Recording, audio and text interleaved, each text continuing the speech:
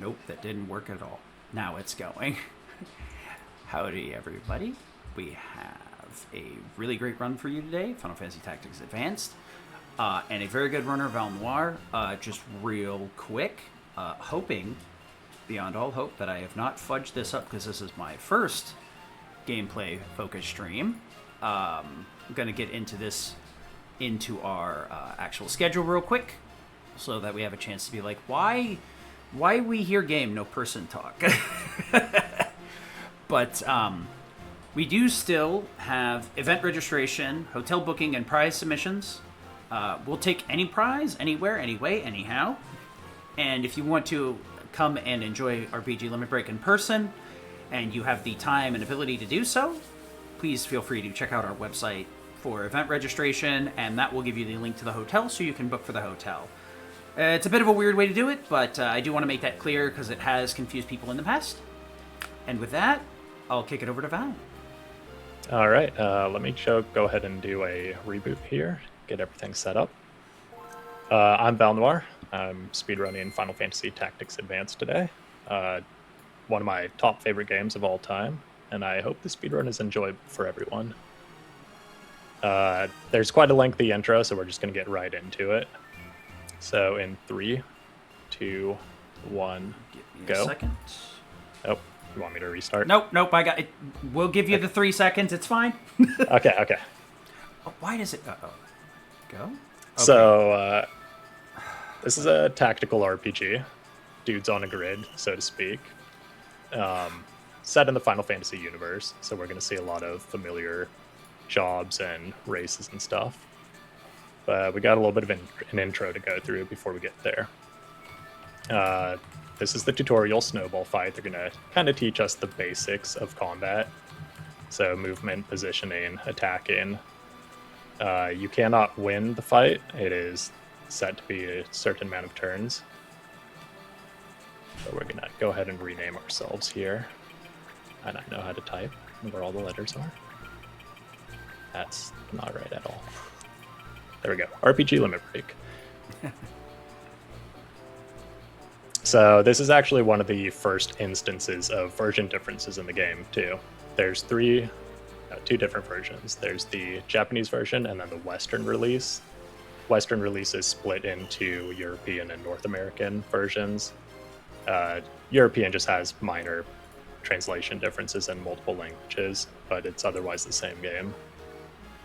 In the Japanese version, which came out, I think like 7 or 8 months before the rest of the world got it, they did not have this tutorial segment where Fitz, the redheaded girl, is telling us how to fight. So the Japanese version actually saves close to a minute here versus the English versions. You would think that, oh, well, that's pretty significant. Why don't you run that version? Well, there are other features that the Japanese version is lacking that are crucial to the % run.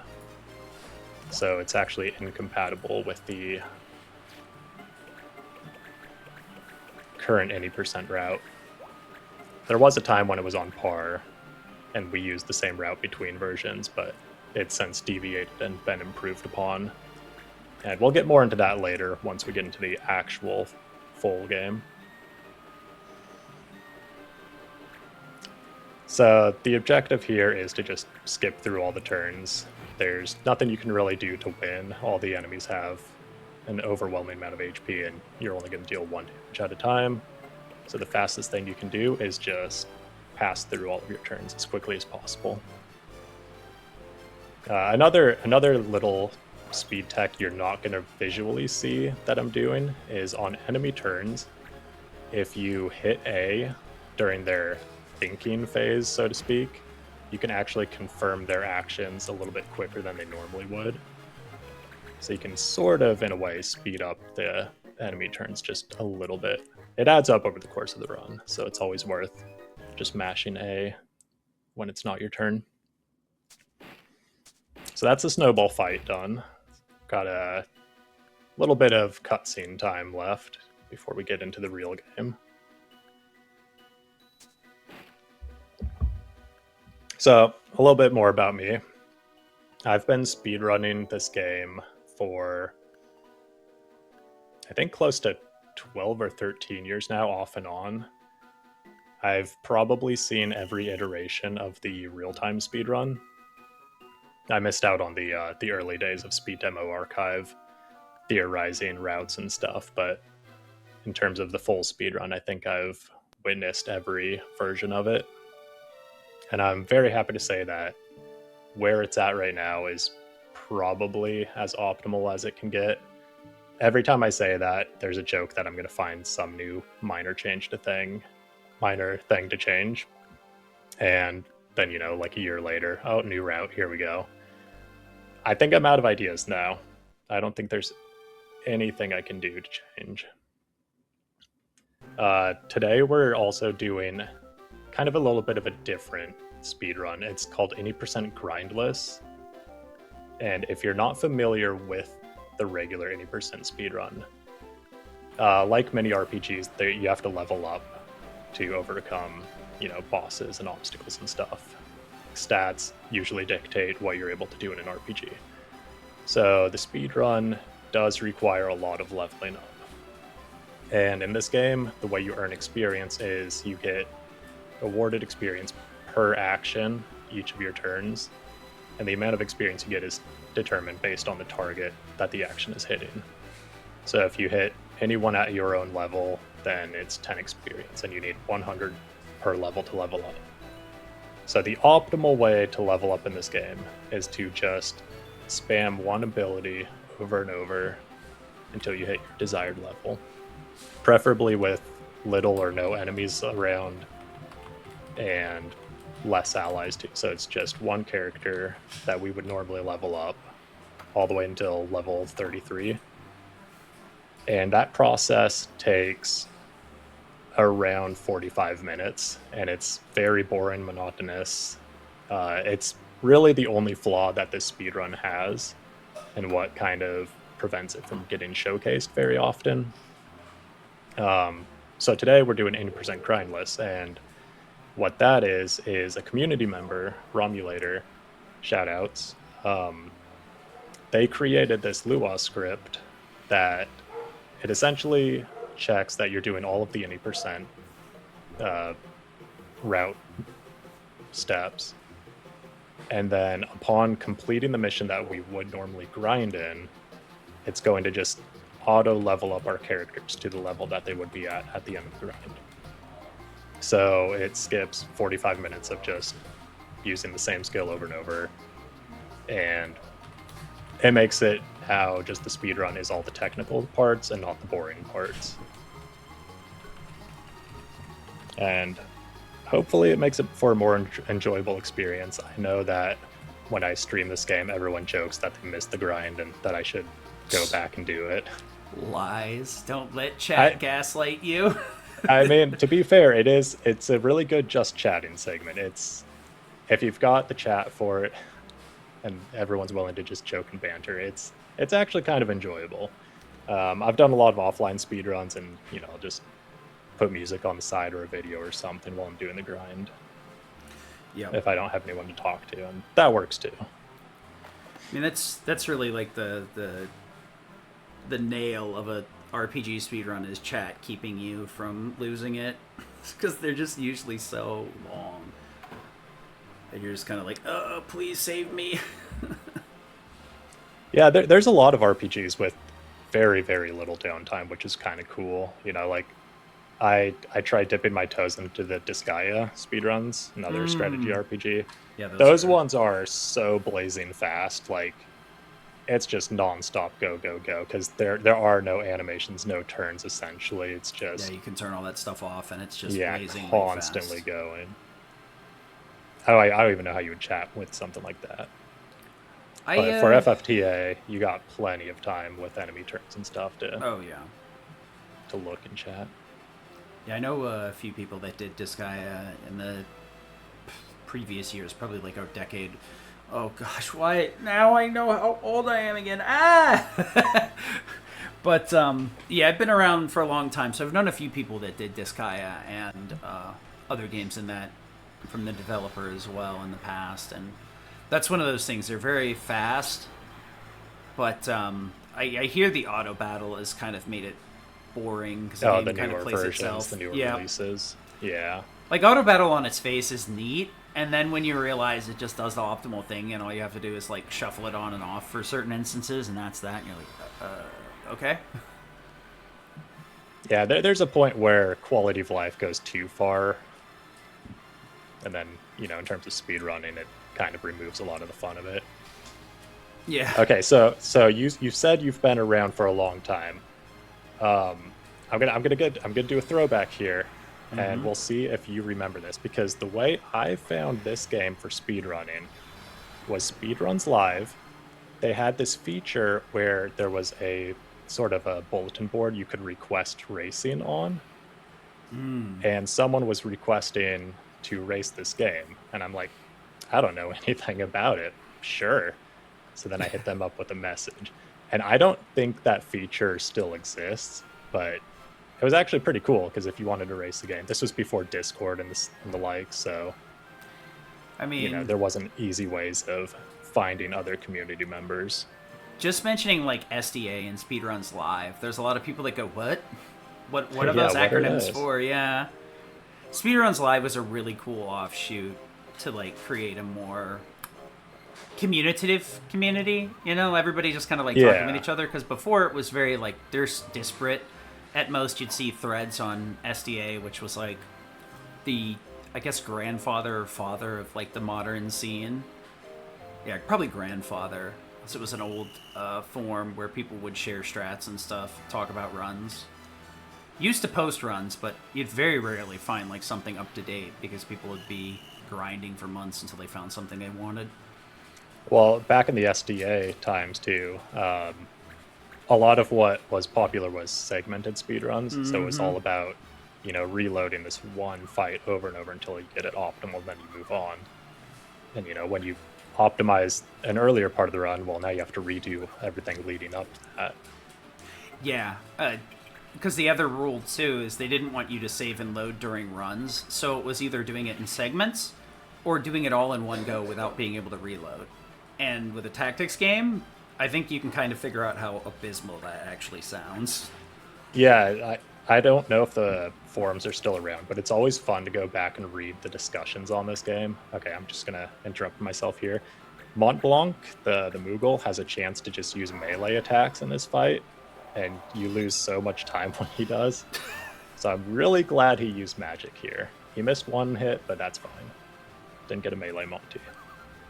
But as I was saying, the Speed Demos Archive forum posts for this game, like this job has dozens of different jobs to experiment with, and you see posts of people trying to get the optimal fights low level, and they're like, yeah, this one took me 20 different tries until I finally got through by the skin of my teeth.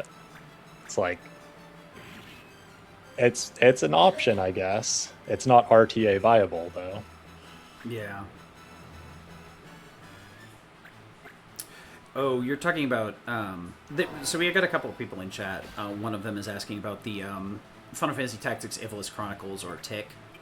We did a show on that the other weekend. How do you feel about the original like tactics and the remake? Did they just not resonate with you versus Advanced, or? I have not played the Ivalice Chronicles yet. I'll pick it up eventually. I do remember playing War of the Lions on the PSP way back in the day, and my friend and I, we did all the multiplayer missions and stuff, and I really enjoyed it.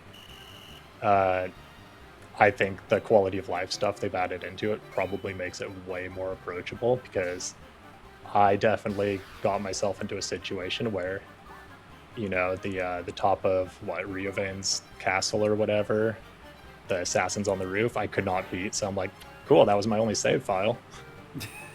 Time to start over. Yeah, Tactics is one of those games that you can kind of soft lock yourself pretty easily without foresight, which is a bit frustrating. Yeah, but those games are great too. Yeah. Yeah, I think all three Final Fantasy Tactics games are good in their own respect. This one has a feature that's very, very divisive. questionable, but Yeah. it's the law system. If you've played this game, you know what I'm talking about.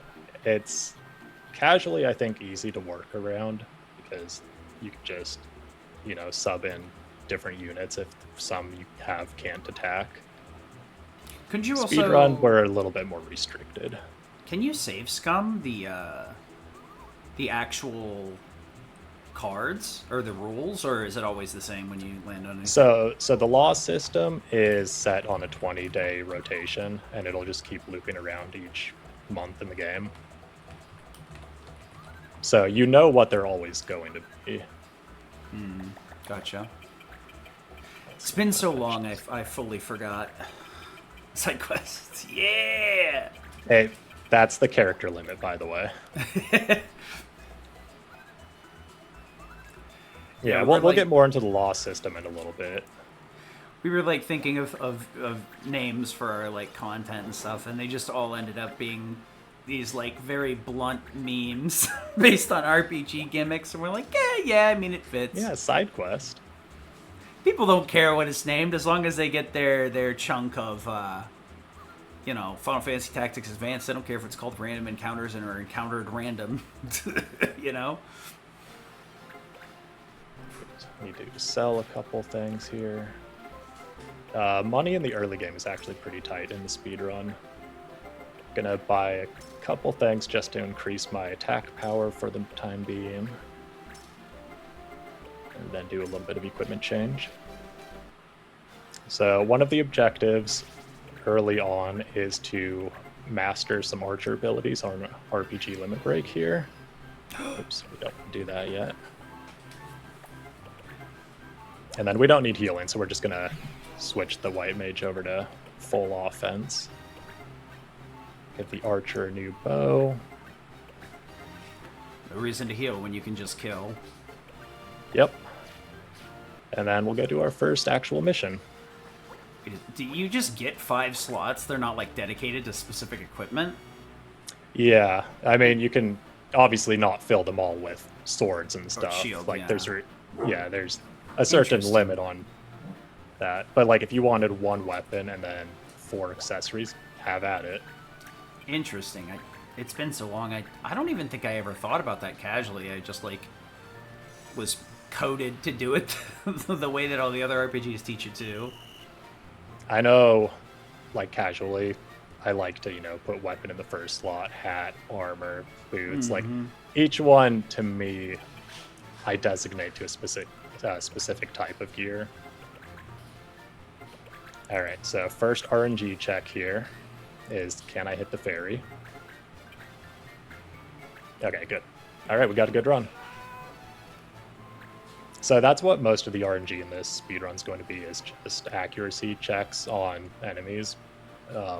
Accuracy is higher from the side or behind. So obviously you want to, try to get behind enemies if you can. Did not realize I had booked XCOM for the show, but okay. Uh-oh. The only game where 99% means you're going to miss all the time. So they actually changed the accuracy system in Tactics A2, the DS sequel to this. Mm-hmm. And they don't say it, but it works very XCOM-like, where like they'll tell you it's 90% and it's most certainly not. Yeah, I seem to recall feeling like that when I was playing it, so that does not surprise me to hear it.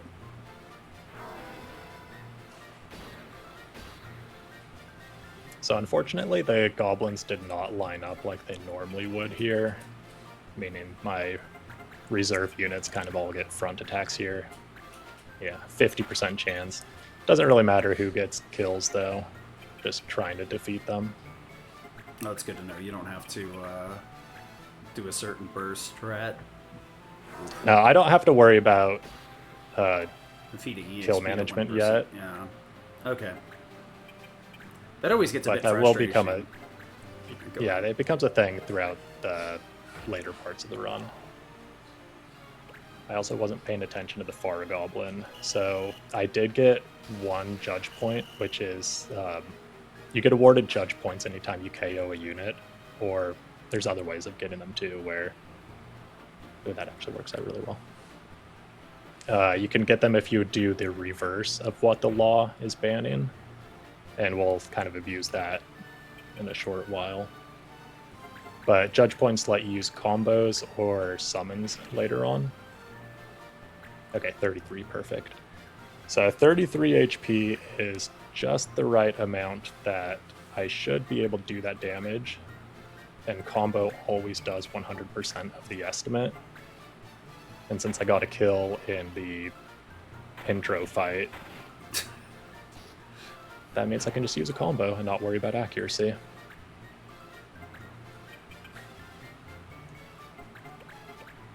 I'm doing Thunder here just because it's, a handful of frames faster than the other two elements. It's probably not RTA viable since you have to menu down to it, but I'll still do it. Okay, that was not a bad herb picking. But yeah, we did get a raid from Little Tony B. Thanks for the raid. I do appreciate it. Didn't want to interrupt active commentary, but glad to see you guys enjoying Final Fantasy Tactics so early and immediately. I always love it when everybody comes in. Very beginning is super hyped. Always makes these shows a lot more enjoyable.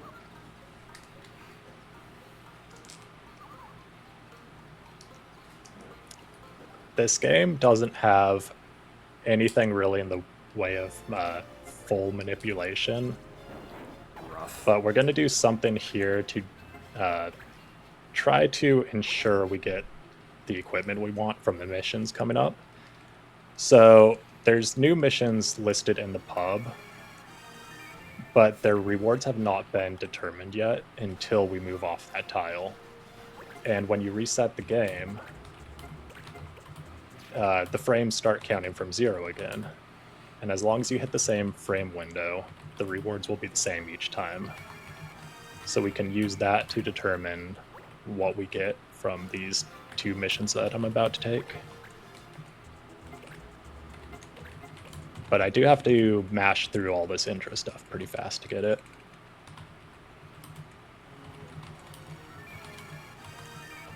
Luckily, I only have to get one copy of the item I'm after.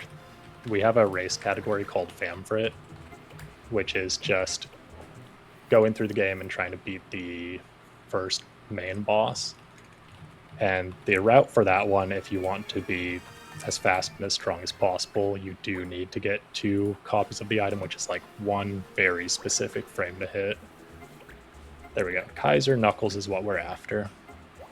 And then I'll take Dueling Sub just to get a little bit more money. You played Go ahead. Oh, go ahead. It was nothing but side commentary. I was going to say, you played too much Metroidvania. Whenever you see Kaiser Knuckles and you think about the billion punch attack that does like 0 damage from Castlevania, like Aria and Dawn of Sorrow, my brain's just like coated with all different loaded phrases.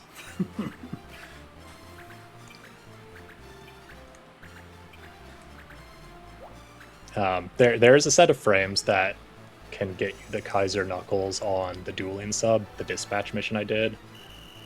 And it's preferable to get it from that, since you can then equip it and use it in this fight.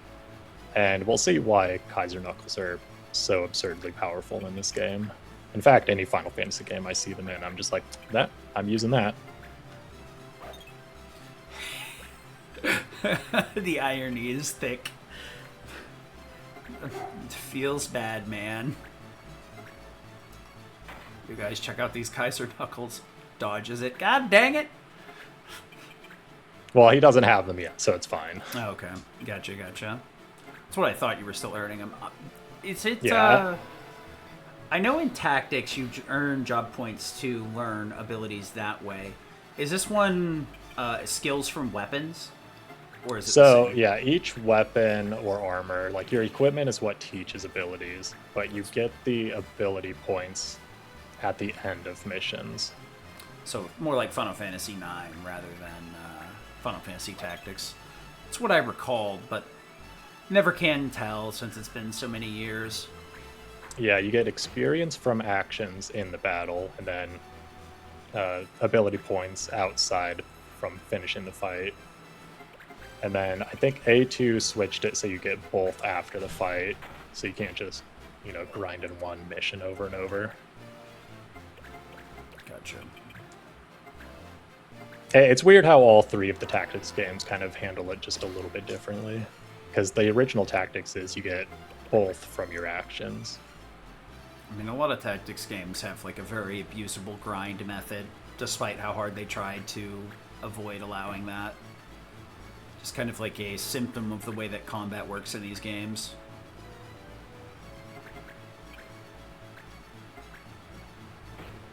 So not a whole lot of tech here other than just smack the enemies as well as we can. Optimal combat. Yeah, there is like, that's probably one of my favorite parts of this speedrun, is that like the route is just kind of the framework for the run, and then a lot of the in the moment decision making is what determines, you know, a good runner from, you know, a more mediocre or slower runner. So I guess a lot of this is just reacting based on the placement of the enemies. It's very rare to get the same movement twice. Yeah, like there's definitely the optimal battle patterns. If you do it enough, you know what it's going to look like. But you know, it's an RNG filled RPG.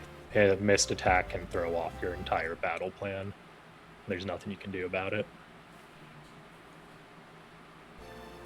Oh, a thief? No, thank you. We're going to make a lot of people cry this run. I'm sorry. It's such is the way of speedruns. Oh god, it's a shiny Pokemon! Sorry, he's staying here. Not happening. Okay, gonna buy a couple more pairs of gauntlets here. These ones increase our attack power by a tiny amount, but at this point in the run we're at, you know, we'll take whatever we can get. Tiny amount might as well be a single level. And then I'm going to do a little bit of law abuse here. So I'm going to do a little bit of extra movement. So yeah, these are the laws here. This bans ice. And unfortunately, the boss in this mission does like to use only ice. So he's probably going to get a yellow card. But this means that anytime I use a fire attack, I'll get one free judge point. And while I'm not doing a level grind here, I'm still going to do a judge point grind on Mont Blanc, our little second in command character. He does need 10 for a later point in the speedrun. So I do have to make sure he gets those here, and I can do that by just attacking anything and everything with fire. So skipping my first couple turns, let the enemies come closer. I kind of want to let the black mage in the back, Gelato, get as close as possible before I start to move in. He's actually very dangerous in this fight. This is one that, if you're a newer runner, it's very easy to lose on. The enemies actually hit hard, and, you know, we don't have anything in the way of healing yet, other than some potions we might have lying around.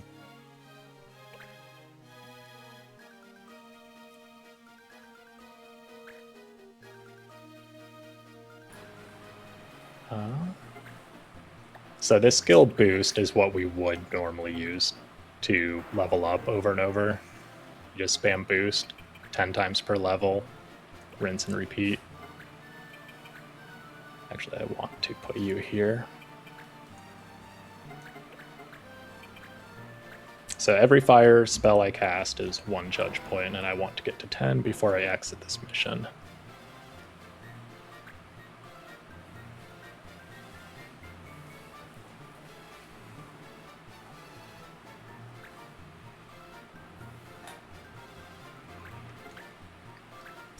It's also, this fight is very difficult to do fast, because you have to kind of juggle not only defeating the enemies, but if you're doing the full 80% run with the grind, you also have to make sure your units fall fast enough as well. Alright, we just saw me use air render there. That's the ability that Kaiser Knuckles teaches. It's a 3-tile ranged attack that still does regular physical damage, So my Banga, my white monk, can effectively punch from a distance whenever he wants. There's no MP cost or anything. Height doesn't matter. You can do it from any height difference. It's a rather unbroken ability. Does it get like an accuracy bonus, or does it stuffer the same like side back penalty front? It's still dependent on positioning, but okay. Still, it's not too hard to line up. I know there's a Game Boy Advance, GameCube player. There's also, I think, some versions for these kind of games that are also available. Jeez. We did more damage to ourselves than the enemies. Oops. Yeah, I don't want my units taking any more turns. Gotcha. As intended. What were you saying about Game Boy player and stuff? Somebody in chat was asking, is it faster to play on GBA or on the GameCube player? But there's also other ways to play this as well, correct? With the digital releases. It's on the Wii U Virtual Console. I don't believe they've ported it to Switch yet. Yeah. We keep hoping as a community that, one of these days they'll do it. Well, this right here with running a script is done a different way. So this can only be played on the PC. I'm sure chat can put A and B together here. We definitely don't like angering Nintendo, so that is as far as I'm going with that one. I can show my multiple copies of the game. Nintendo police. I literally, I have like 5 copies of Breath of Fire too. At some point, I'm just like, look, man, I bought every version of this. I bought every version of that. I have like games that just poofed because they were on the Wii shop or the Wii U shop. It's just like, I paid for my copies of the games that I play. That's all I gotta say. Every game I liked, I purchased. Wow. I missed a back attack. Wow, that is a wow moment. Yeah, going back. Also, go ahead. My 3 units all have full HP, which I do not appreciate. So going back to the monk thing, I always was a very big fan of monks, honestly. I like to use them a lot, but they tend to be pretty underwhelming in a lot of the tactics games, unfortunately. Kind of like decent early mid, and then they would just fall off a bridge. They've got some interesting abilities, but their stat growths are not ideal. They're very fast, but that's about it. Sounds about right. Alright, so we did see the downside of the judge taking turns. He likes to arrange the KO'd units in a way that none of them are touching. So generally speaking, he tries to move them in, knight positions, chess knight positions, so like L shapes away from each other, as he did right there. If you're doing this fight optimally, you would, try to stagger where you KO units and make sure none are that close to each other.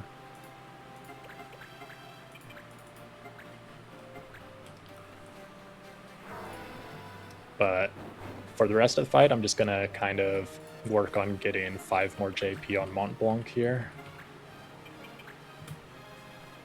So the reason we use this fight for grinding is because despite all of the enemies being KO'd, the fight hasn't ended because the actual objective is to destroy these 2 pillars at the end of the... 2 back attack misses. Destroy the pillars at the end of the map here. So we're able to basically skip all enemy turns by just eliminating everything but the pillars. And we don't have to worry about it.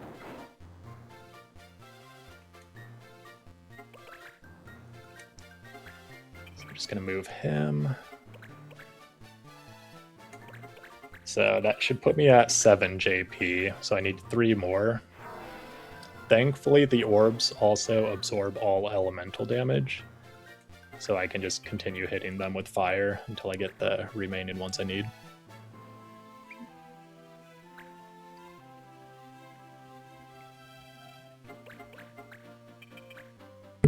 I'm then I'll have to bonk it to death with the rod afterwards.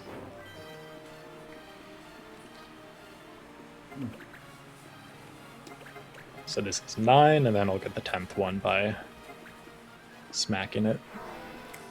And then we'll be done. And I won't have to subject you guys to 45 minutes of aim boost wait.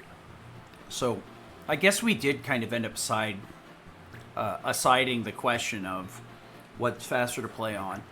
If we aren't playing this category, what is the best way or the way that most community members would play it? Or does it not really matter at the end of the day? They're all equivalent.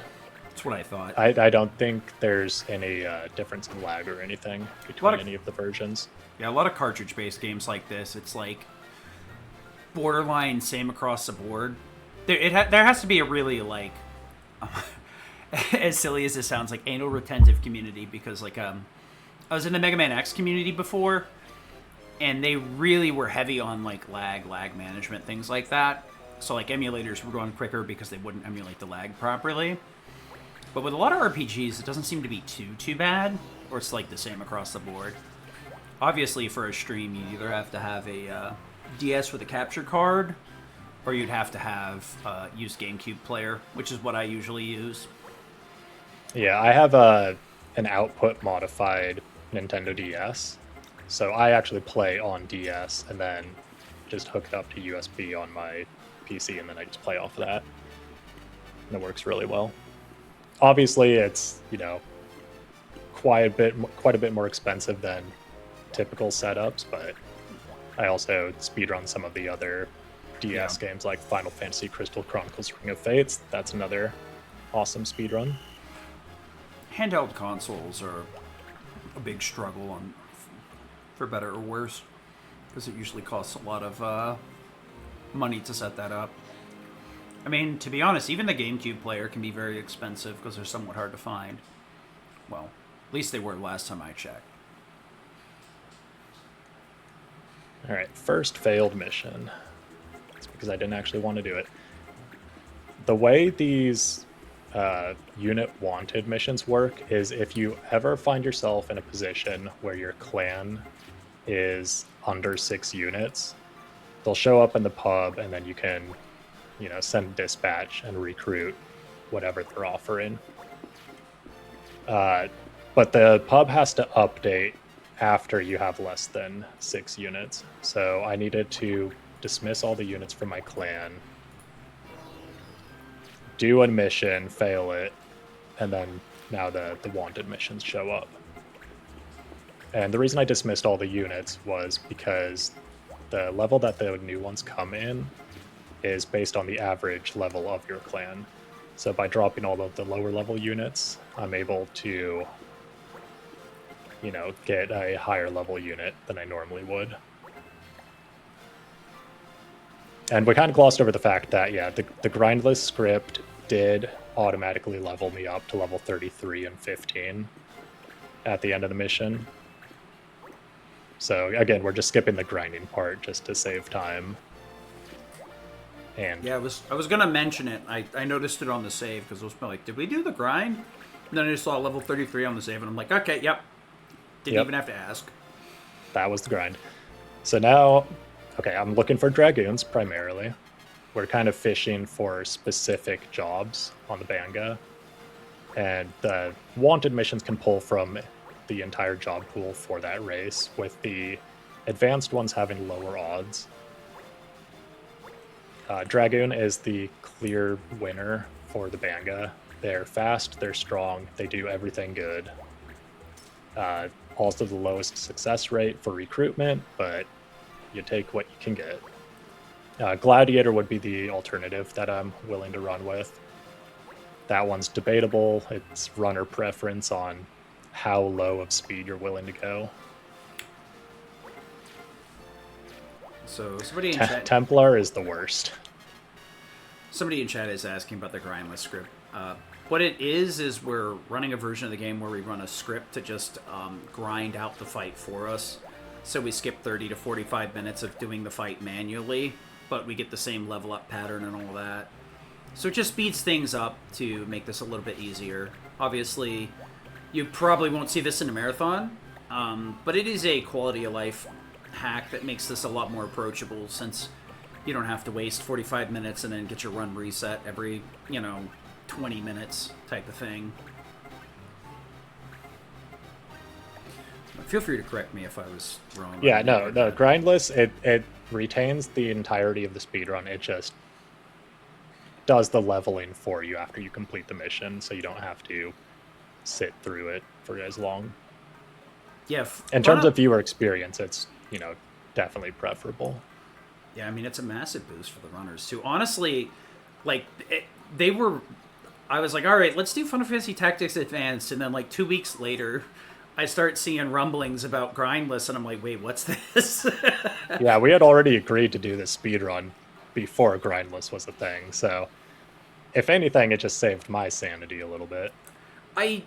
Honestly, the way that I was looking at it is like, this is more of a showcase to try and get people interested in the runs, so this is perfect timing so that we can kind of show this off, and people that may be interested in the run realize there's like a cheaper way to do it that is much more reasonable time-wise as well.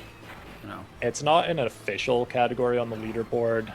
I'm hoping that'll eventually change, but it's definitely a good way of getting into the speedrun. I mean, if there's enough community interest, the mods really shouldn't say no. That's always been my take on it. Yeah, our community is not the most active. It'll go through phases where you'll get quite a few people going all at once, and then it'll taper off again. Yeah. The fact that the leaderboard is, I think, 20 plus people with the grind, that's impressive. That many people decided to pick it up. Yeah, I recently learned Breath of Fire 5 Dragon Quarter, and that game has like been in hibernation for years. And then around the time I joined, there was just like a couple people that were like, oh, let's see if we can find Out of Bounds. Let's see if we can figure out this. Let's see if we can figure out that. And the chat has been nonstop to the point where I'm like, you know what? Just switch me back to @messages only. You guys are yapping too much. Which I never would have expected for Dragon Quarter.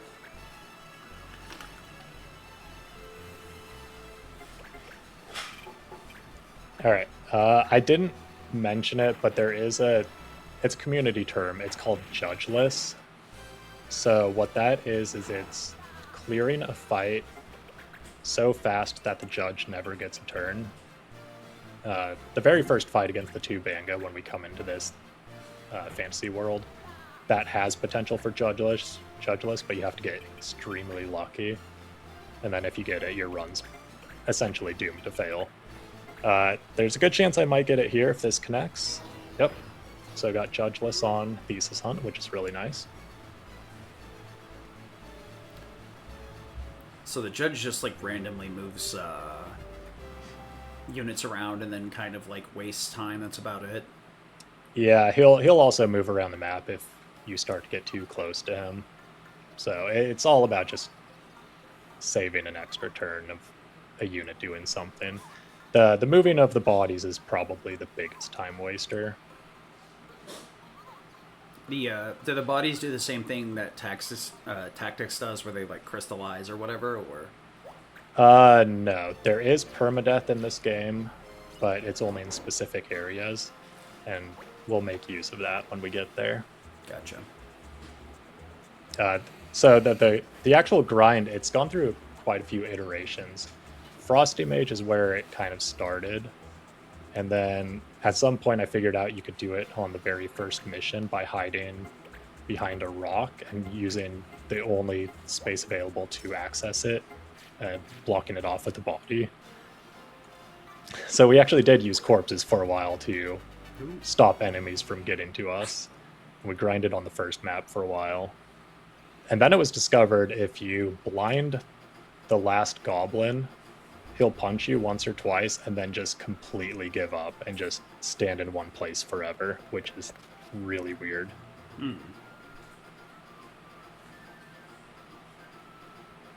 But now we're back to Frosty Mage because it's still faster. Some math was not mathed correctly initially on in rerouting, and then we figured out the errors and went back.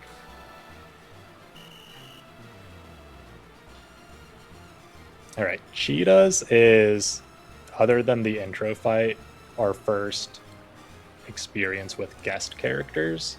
And I am always going to make sure to take this archer out first because it has the block arrows reaction ability.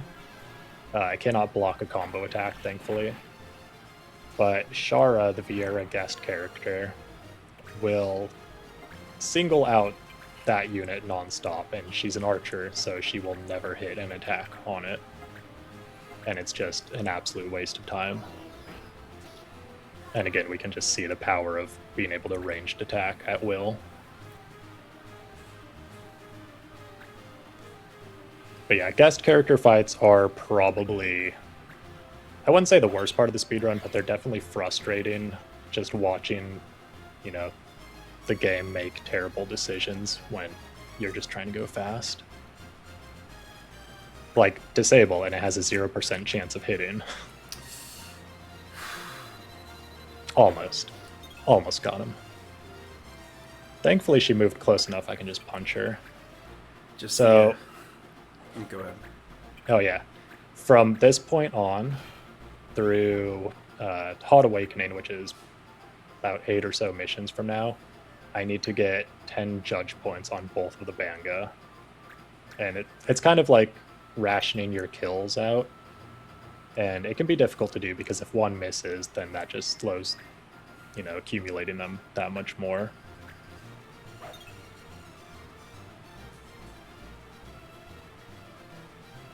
But I did reroute the mission order a little bit. Normally they wouldn't be active in Thesis Hunt. We would get them afterwards. But with that one available, they now get like 3 or 4 extra kills, which is really nice. Let's go for the white monks. I can back attack the thief, and then I can just punch the black mage. We should be good.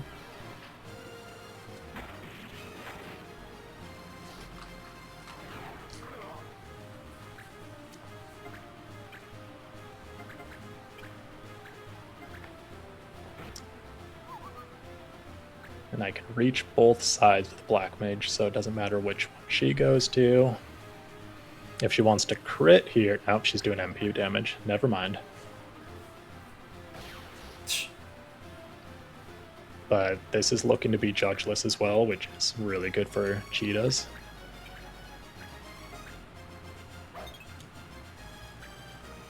Little known fact about this game, but it has microphone access.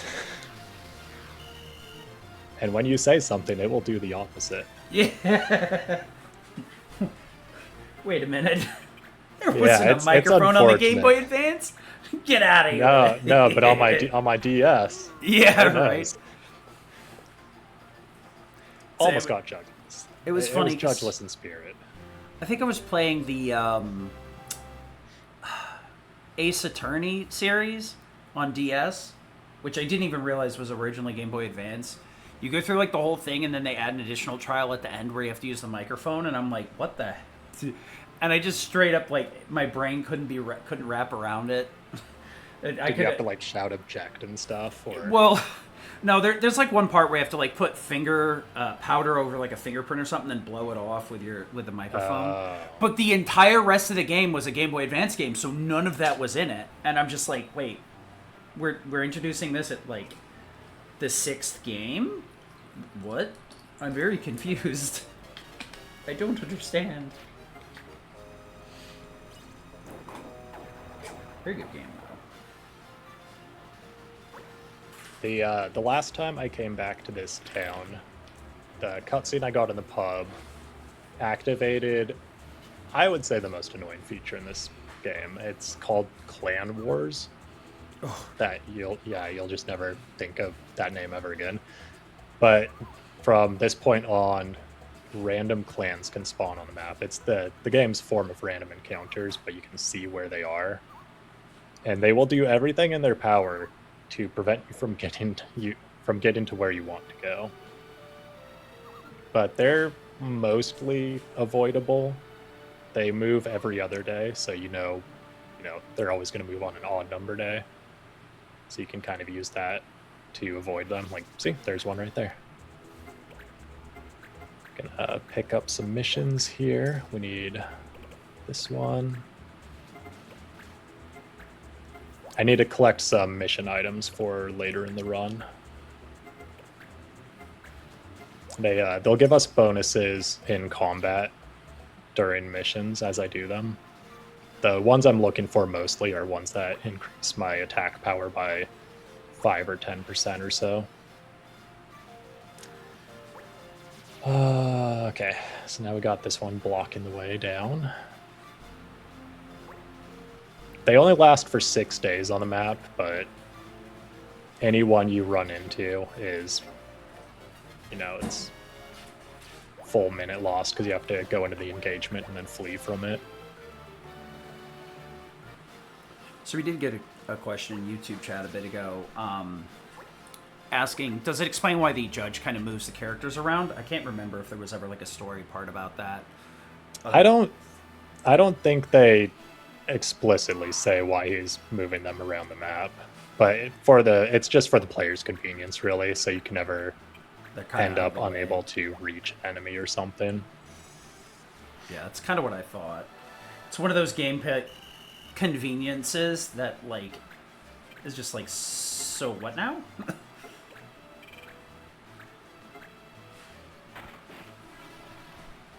Yeah, they took the judge in the second game and they just moved him to the top screen where you don't have to see him, and the only thing that happens is he'll intervene if you break the law. Otherwise, he's not present on the battlefield at all, which is... Honestly, if they ever do a remaster or remake of this, please take him off the battlefield. Yeah, I mean, some of these games could definitely do with...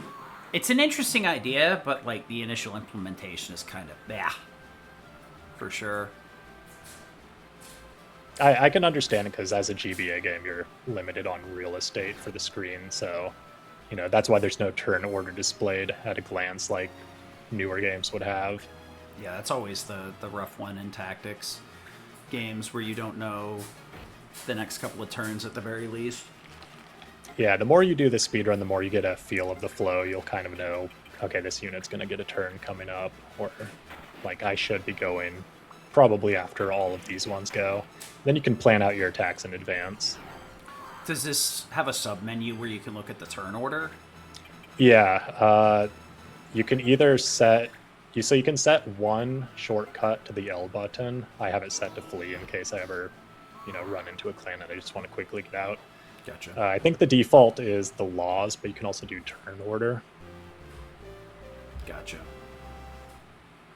And the way turns are determined is moving and taking an action both give you a speed penalty for your next turn. So not doing either of those obviously makes you go fastest. Doing only one next fastest, and then doing both is, you got the highest penalty possible. Gotcha. So if you can do an action without moving, that's preferable. And there's times where I'll try to utilize it as best I can.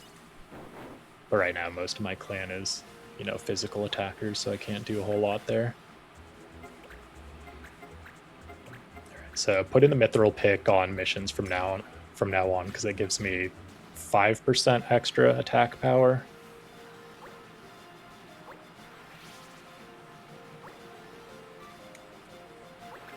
Okay. Oh, I forgot this game spawned clans like the Counter Hunters from X2. Yeah. The one that actually spawned on that forest. So there's different behaviors for clans. There's the fully random movement where they just go any direction they feel like. The one that spawned on the forest is one that will not move at all. It just stays on that tile until it despawns. There's a couple locations that do that. And then there's another type of clan that will always move closest to you no matter what. So it'll always try to get to you. And that one spawns on the beginning plains tile, Giza Plains, and it's pretty annoying. It'll always get in the way when it spawns. But this is the first major boss of the game, Famfrit. We have a race category or a kind of like subcategory for the game, where the objective is to just defeat this boss as fast as possible. So no grinding, no special setups other than a little bit of item manipulation and recruiting new units. It's pretty interesting because you end up doing this fight at level like 5 maybe tops, and you're doing chip damage on it the entire time. Nothing like a judge coming in to officiate a battle between a human, a banga, and a monster, or some sort of demon. Yeah, this judge is a different type of judge, though. It's more of like, in terms of the story, a magical essence. Yeah, it's a different color because it's not a real judge, and it's just here to enforce the arbitrary laws regardless. Just absolutely bullied. Nice. Yeah, nice and easy in and out.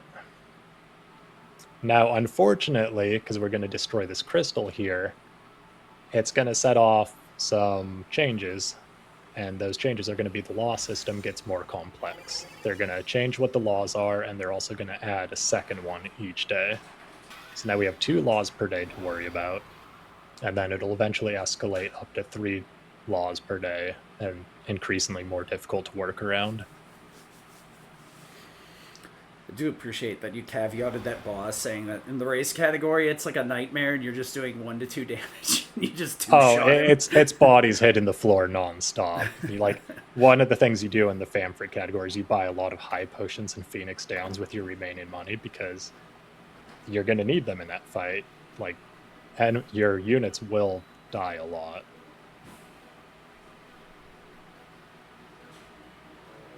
But it's also interesting, like, doing fights at low levels in games is an interesting challenge in its own.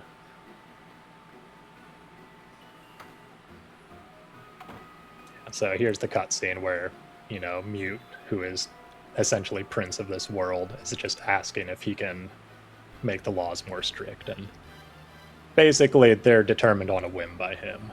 And that's why it gets so much harder for us. Very storybook-esque. It's just a random person decides the law. Why? 'Cause.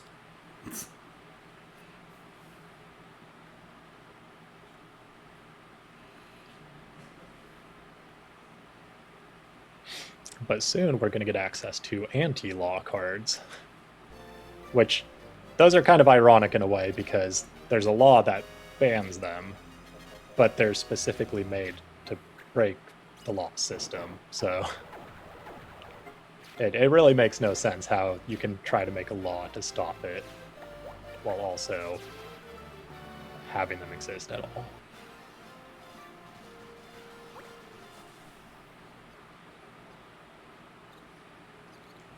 Yeah, so a little bit more cutscenes here.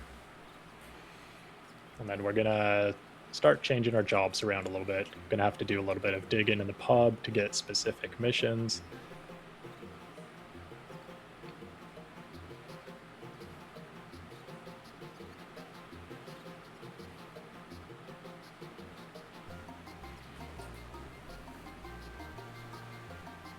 And I think this will also be the first instance of a non-pub mission encounter trigger.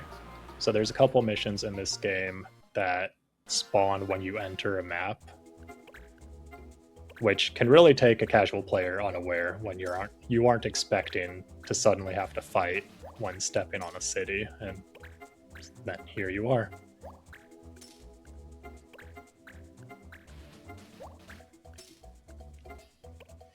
All right, so what I'm doing here is it's called pub cycling.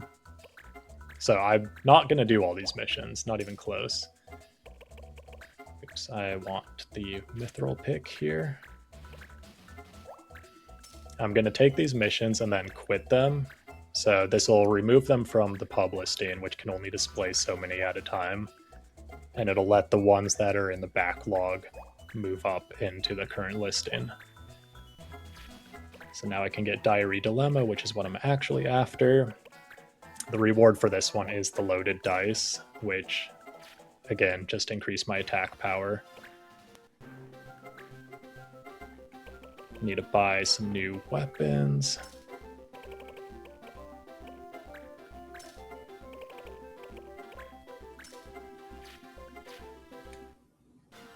And change jobs. I'm always really worried I never equip the second bow. And that I'm not ready to be a hunter yet. Oops. So now both monks have Kaiser Knuckles, and we can do Oasis Frogs.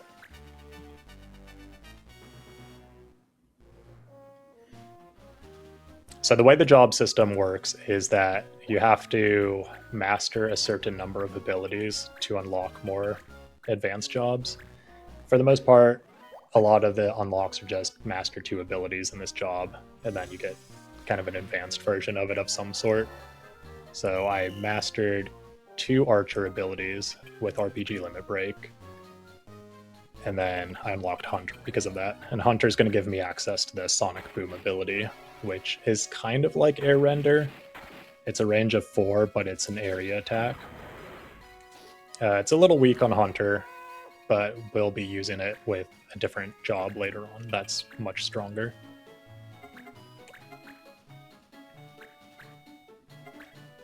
Ideally, I want the other Lamia to go next before my second Banga. Perfect. Then he can just move a couple spaces forward. Have to be careful with him because he did master Whirlwind, so Air Render's down 1 in the menu. This is going to get me a mission item called the Hero Jail.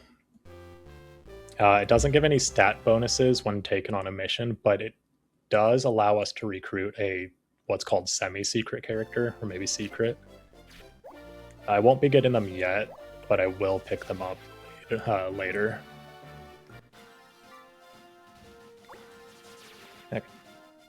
I had to step off and then back on to trigger this encounter in the next story mission. Another guest character fight. We meet Hazel Burbier here. He's the one that's responsible for creating the anti-law cards I was talking about a little bit ago. In terms of guest character fights, I actually think this one's really, really well designed. The objective isn't to protect him, which is good because sometimes you want to punch him for an extra JP. But they make it seem like he's in danger right from the start because you got a hunter and a ninja in the top right there that will easily attack him their first round. Except he's immune to the status ailments they try to cause, and he also has block arrows. So the developers made it in a way that he looks like he's in danger, but they give the player a fair chance to get into action before he actually does, get into real danger.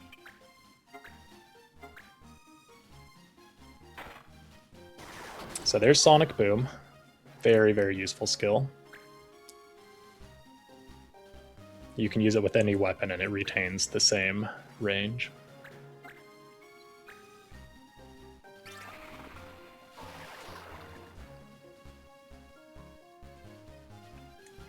So with any luck, this Banga should be strong enough to KO the defender. It's the main reason you want to recruit Dragoons over Gladiators, besides the speed difference.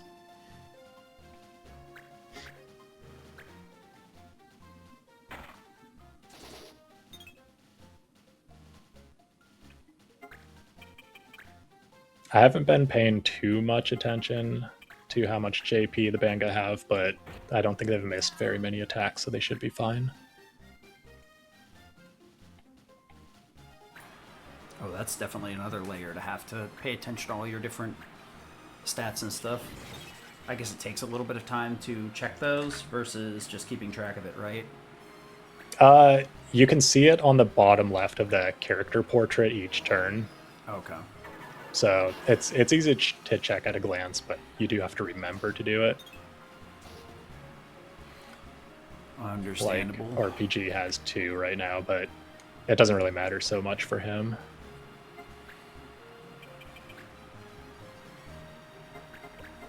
Thankfully, this is 100% because it's asleep.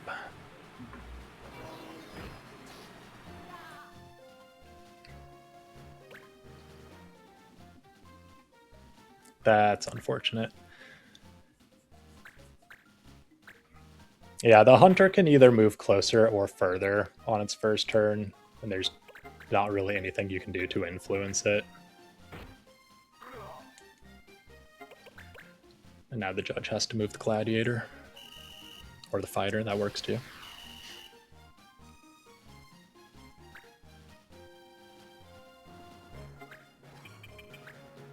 Not close enough, so I'm just gonna have to skip through my turns and hope Azul doesn't use Knight again, the one that put everyone to sleep. Good.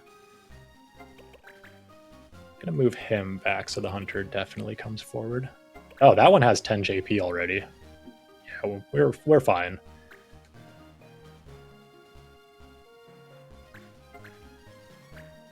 Going into Hot Awakening, which is the final fight you can get JP on, you just need a 7-8 split on them, which is not too difficult to get. So just using combo here, 100% accuracy. I'm not going to risk a normal attack for no reason.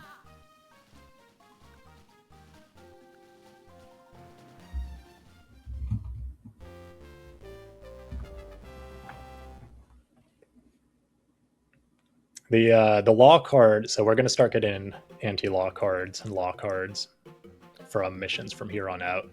This one has set rewards, and it'll always give us an R2 anti-law card.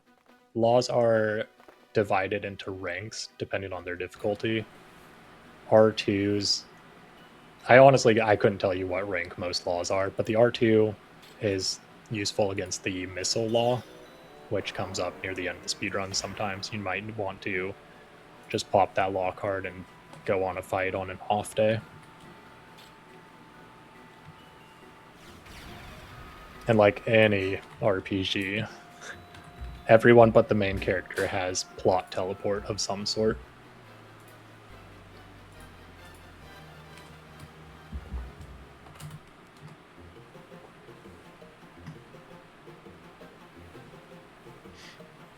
Yeah, we were actually talking about the percent rate with this game, joking about it being like XCOM.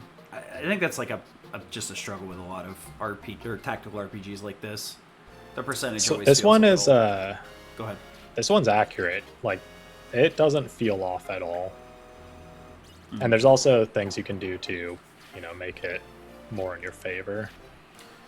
It can be a bit frustrating because it always depends also on the localization too, because sometimes that gets a little bit muddled up. So sometimes there's just a small mistranslation that ends up making you think it gives you like a 50% attack bonus when it gives you like a minus 5%. You're like, wait, what?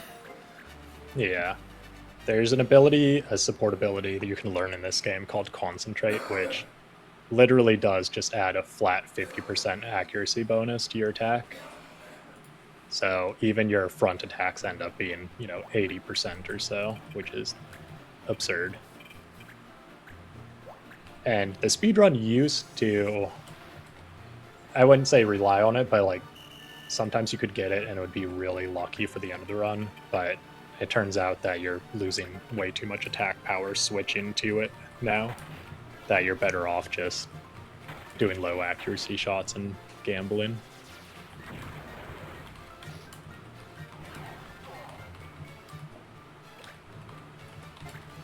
All right, so we got another Lamia here, and it can potentially turn my units into frogs, which I would rather not have happen, because then they do 1 damage per turn, which is not that useful, but it looks like she skipped doing anything.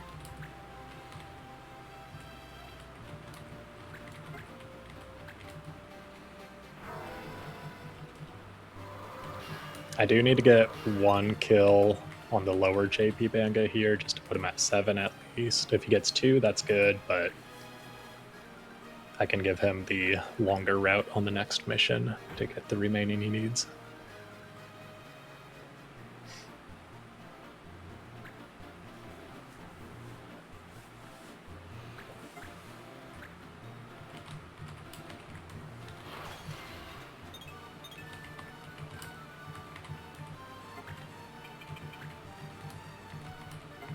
There was a time too where the route used lower level units at this point in the run, and the left dragon can do, I can't remember what it's called. It's Dragon Force or something, but it increases the defense and resistance of enemies significantly. And when it did that on the Flan, the little jelly enemy, it essentially made it unkillable. Oof. Yeah, and there was nothing you could do. Like, once it happened, you just hope it doesn't hit itself with the spell, and you can do, 5 damage at a time fast enough to bring it down. Now that our units are a little bit higher level, it's no longer an issue. But that was certainly an experience where you just get here and then, plus 4 minutes. My favorite thing to hear.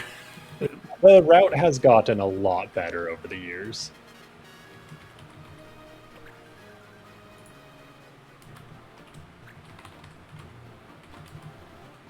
I'm gonna skip with this first Banga, just give the last kill to the other one, because you already have 10. I could have done a side attack, but I'd rather the higher accuracy from the back, given our current luck in this run.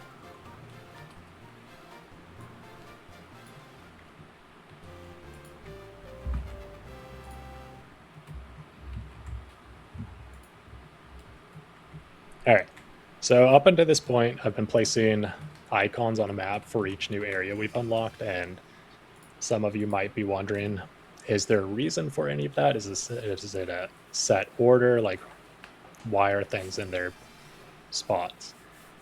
Some of it is for movement. You'll try to place it as close as possible, make the movement to the next mission quick. But there's also a feature in this game called treasure hunts. So when a map icon shakes like that, there's a treasure hunt, which is created when you place tiles next to each other.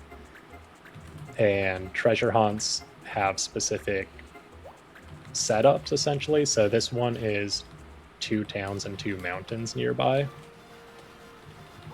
And being surrounded by those tiles will unlock the broadsword Astrolege, which is absurdly strong, to say the least. It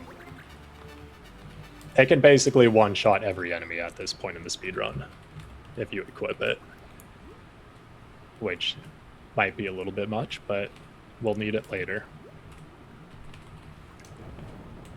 But there's there's 2 more treasure hunts we're going to do. There's one on the first city that we'll get in 20 minutes or so.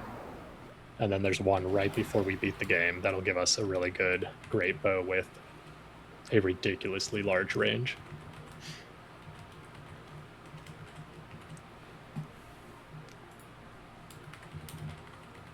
It's interesting, though, because this is the map I designed, but another runner, or actually 2 runners, have both made their own maps as well in the past. And as long as it meets the minimum criteria of treasure hunts, you can put everything else wherever you want, and it still works. So every runner could technically have their own slightly diverse map in a way, which is kind of cool. No one is all that better than the other. Mine has what I like to call the highway, which I'll be using in a little while.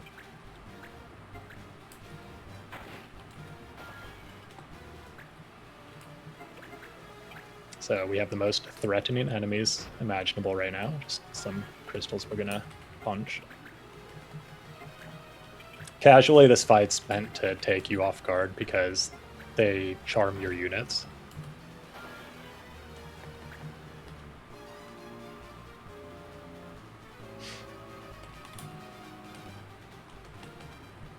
We just talked about that. Yeah, so the map location placements are all specifically to get 3 treasure hunt items. We'll get the Astrolege that I just picked up. And then I get the, I don't know how to say it, Cincadea. It's a really powerful knife for when we turn into a thief. And then we get the Gastrobow for Hunter later on.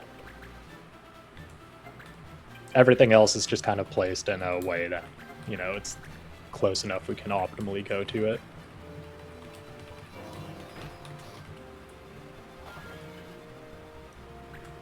And then this is the 10th JP on this Banga. Sometimes you can hit L and R to quick cycle to enemies. It's very specific circumstances where it works. And then generally when you try to use it just for fun, it always backfires. So I know the couple key locations where I can use it safely to quickly target what I want.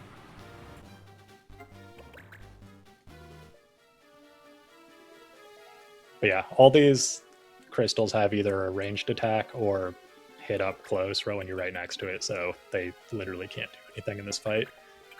It is completely free.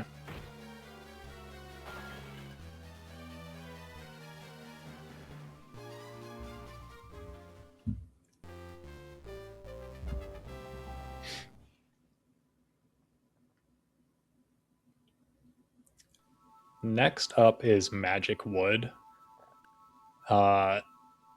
There were two ways of doing this in the past. So the grind that we skipped with the script levels Mont Blanc up to 15. That used to be runner's choice on whether or not you wanted to do it before things solidified into what it is now. But if you didn't level him up, you would have to do Magic Wood the standard way and actually fight the encounter.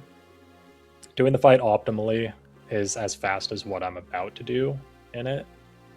But for consistency's sake and also getting higher level Banga, it became worth it to just level up Mont Blanc and get the 10 JP. But we're going to get our first instance of a Totema summon, which is why I've been focusing on getting 10 JP on the Banga up until now as well. They don't have access to theirs yet, but we'll be getting it shortly. It's also why I picked up this Armin Eye. It boosts our magic attack just slightly.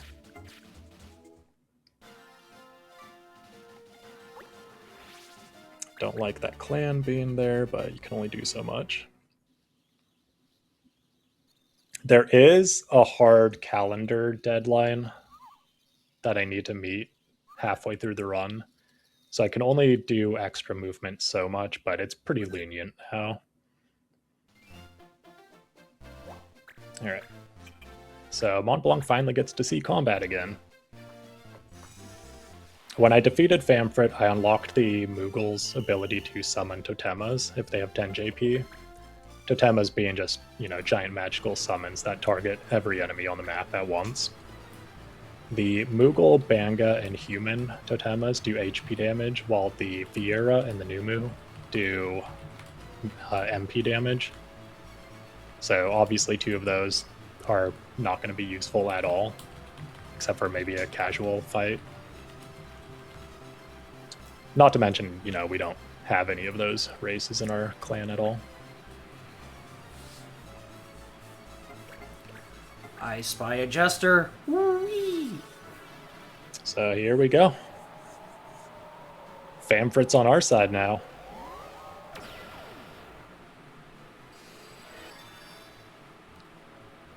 How this doesn't hit us, could not tell you. Tap dance like you're selling nails. Nothing like a summon without having to wait for the mischarges. So that's Magic Wood. We'll be doing that 5 more times throughout the run. It's pretty handy. It does cause a little bit of slowdown at one point because we do have to specifically farm JP later on, but being able to skip encounters entirely is way too useful. I mean, it also sets you up that you can, optimally grind rather than, trying to force it to work, so definitely makes sense when you put it like that.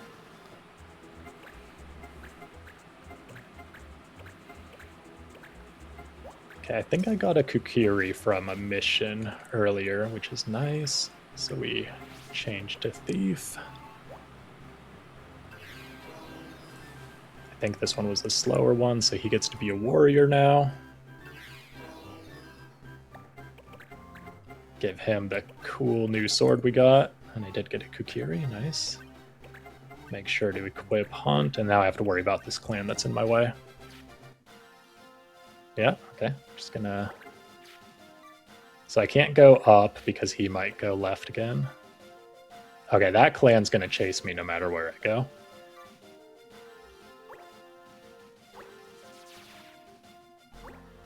But I think he should despawn by the time I'm heading down again.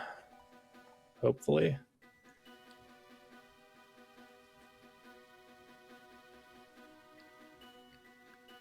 Even though I skipped the grind, it's worth noting that the levels that we target for it are all for a specific reason, and it's generally this guy right here. Babis is kind of the stat checkpoint that you need to hit for your grinding stats. Back in the day, we used to just do leveling as a soldier, so we only needed level 29 to reach the strength in order to one-shot him here. As an archer, which is what we level up on now, you have to go to 33. And then you end up fighting him later on again, and it just so happens that whatever stat you're at works for that fight as well, just barely. But yeah, gonna get a couple defeat the boss battles here. So we don't need to do anything fancy, it's just in and out.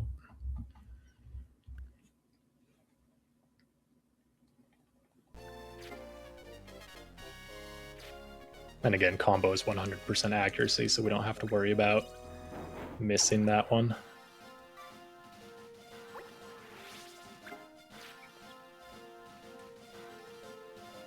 Hey, no, I couldn't go down because that clan was going to move there. I kind of hoped this one would move off, but that was literally an unwinnable situation. I took the better option, but still got punished. Actually, the other one might have been better because this one has fairies.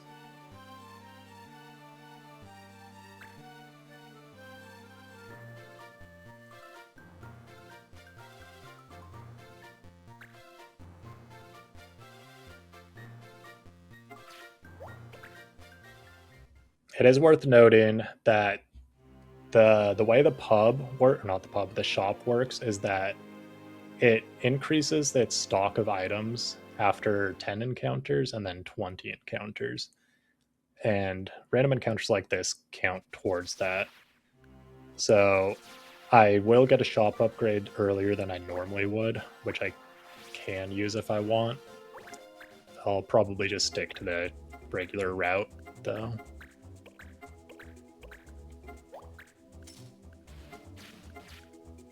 Okay. Clans everywhere.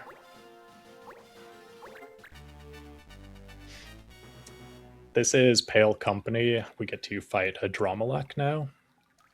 And it is, other than the Kaiser Knuckle manipulation at the start, it's the only form of enemy manipulation in the game. Well, no, we used to blind the goblin in herb picking, but we don't do that anymore. By setting up my units in a very specific way, I can guarantee that Dromalek will move forward with an attack range on his first turn. I just have to not outspeed him too much here. So there is a plus side to having slower units in a little bit.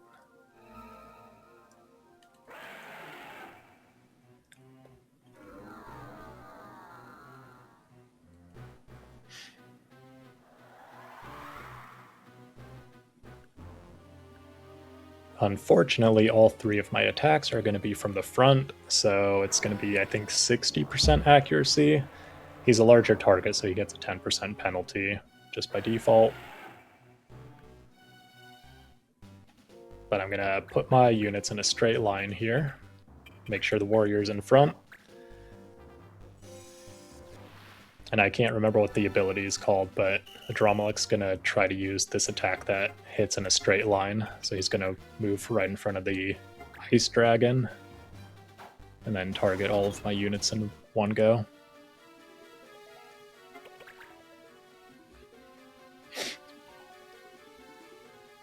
If you deploy any other units to the side, then he will not do this. Or at least it's not guaranteed.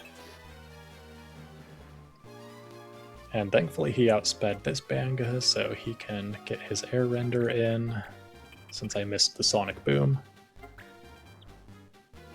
Okay, good. You need at least one of the first 2 attacks to hit, and then this one can do the rest of the kill. Perfect. Alright, we don't have to sit through dragon turns.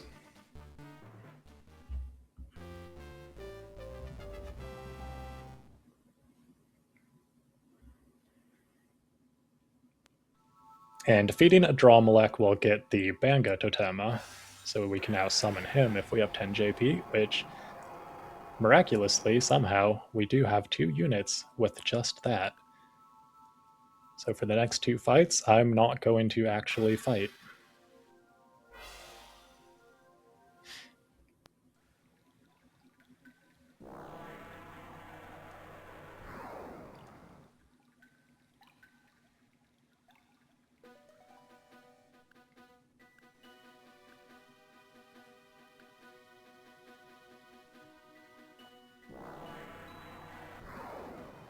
The next area is also the introduction of permadeath in this game. It's only certain areas that it happens in, but there's no judge present, and the judge so far has been what prevents units from actually fully killing each other. And since it's a lawless zone, no judge is present, we can get rid of any unit we want other than the main character. And Mont Blanc so far has just been kind of taking up a spot in the roster. You cannot dismiss him, so he just kind of holds the average level down a bit. But you can remove him in a permadeath zone. So we're going to have an unfortunate accident, which is really sad because we're meeting his brother Nono right now. And we're going to do Nono a favor, but come back without his brother.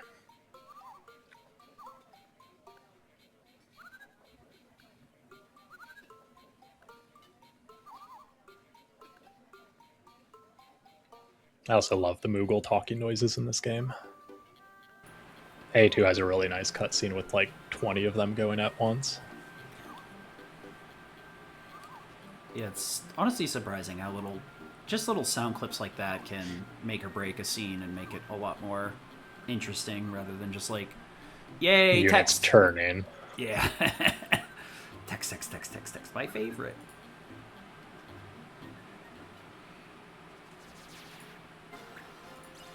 Okay. Probably not going to die, but you know. Just in case.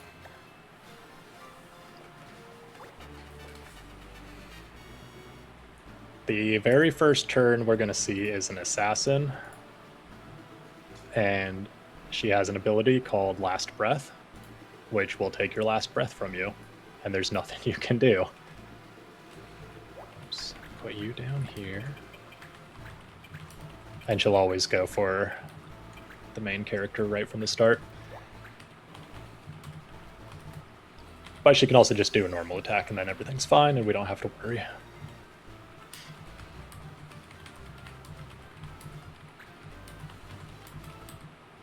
Okay, normal attack, so we're good so far.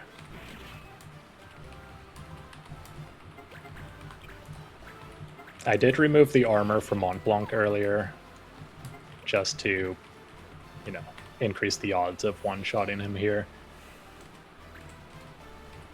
I got the Kukiri instead of having to use the Jambaya knife as well, so I have extra attack power. So it worked out in my favor. Now we just wait for one of the Banga's turns to come, and then we can end this fight.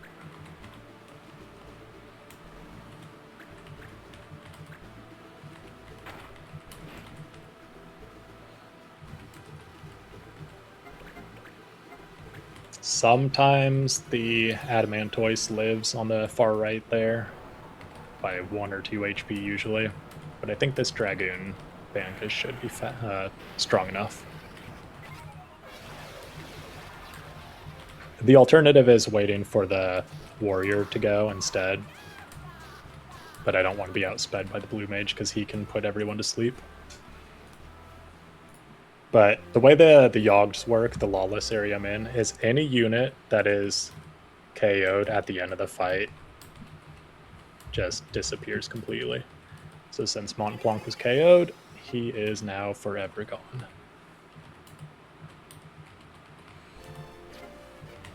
But that means now, since we don't have a level 15 unit anymore, our average level has now increased.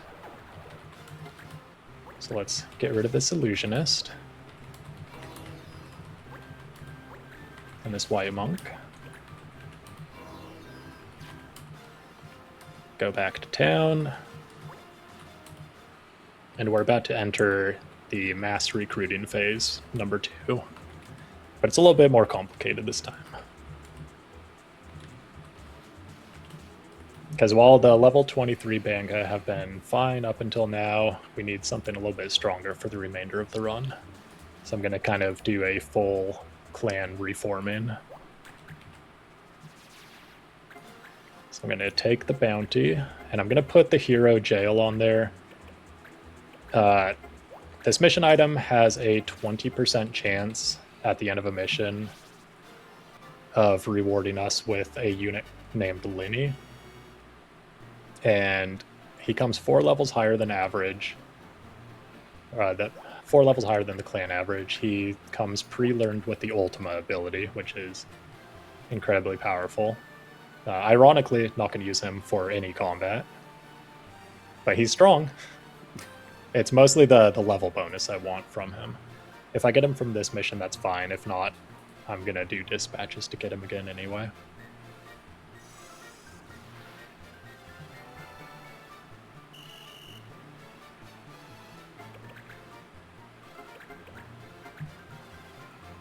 This fight is a really, really good one to have a Totema summon on because the mission itself is a wandering clan. And the map you fight it on is determined based on, whatever tile you encounter them in. And then on top of that, their positions are randomized within it. So you can't even guarantee the same setup each time.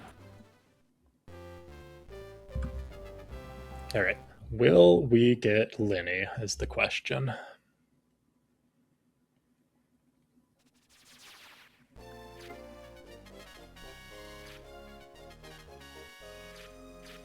I think you get him before the map icon, so no.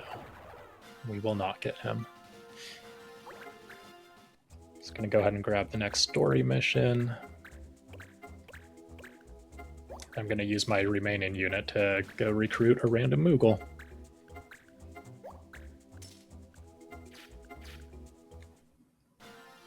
It's a 5-day mission, and that tile is 5 days away.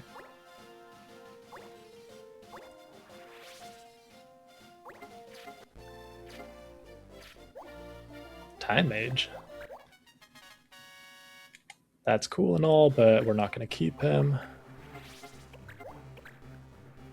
We just want his level. So now I need to take any dispatch with a number of days that is not a wanted mission. So we're looking at 5 days here.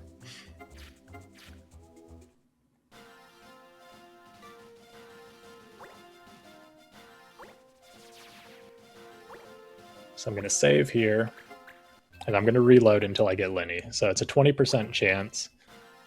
Hopefully it doesn't take too long.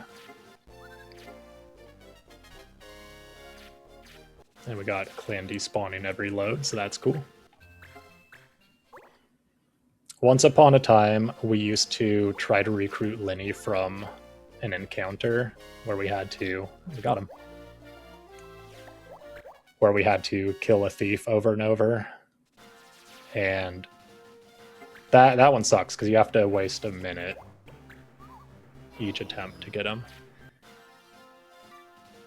Alright, so I got Linny, but now I need to get to Mad Moon, which is the month used for recruiting Banga.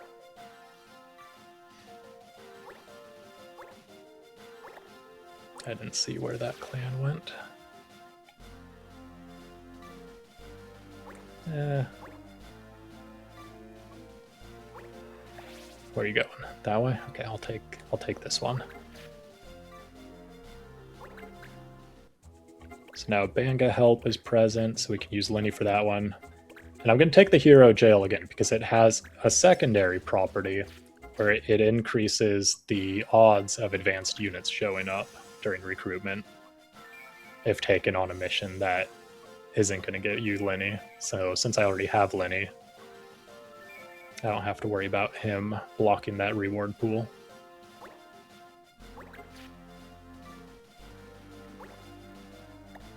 So 4 spaces. Gonna save again, and we're gonna save scum until we get either gladiators or dragoons. I might just go full dragoons here.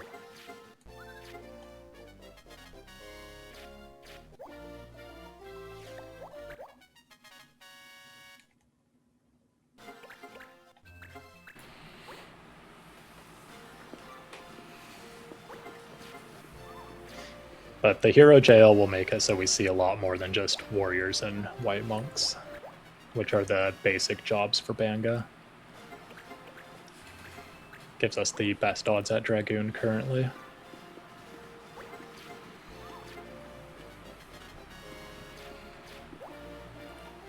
And defenders, unfortunately. Oops.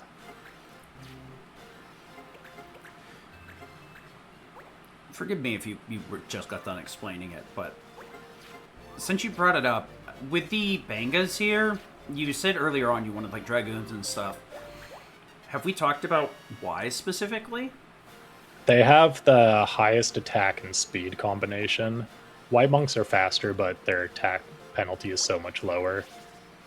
Gladiators are kind of a middle ground. They're both strong, but they're also a little bit slower. I just took one just because it was taking too many attempts, and I'd rather, not take forever. Yeah. So it carries over the stats even when you switch it back to monk? Yeah. It's not determined on what job you currently are. It's the job you are when you level up. Okay. Gotcha. Or in this case, what they come recruited as. I guess I'm thinking of it a bit more in like a reductive term, like Final Fantasy V, where like your stats are based on what job you're in, and then if you have it mastered, you get to carry it over to freelancer, and that's about it. No, there's no penalties for switching either. The only stats that change as you switch are the movement and jump stats and evade. So those are determined based on what job you are. But yeah, what ones you want to run with, there's very much a runner's choice thing. I'm one of the ones that's willing to do double gladiator, and it's definitely a questionable decision. I've had runs where they did not yield the best results, and then sometimes they're fine. Gotcha. Like 140 speed, I think, is perfectly runnable. So we're gonna switch them over to White Monk, just like the first batch we got. Oh, I see. We're swapping out our older ones that are under-leveled for other ones that are higher leveled. Yeah. And then I got my next treasure hunt item, which is a very powerful dagger.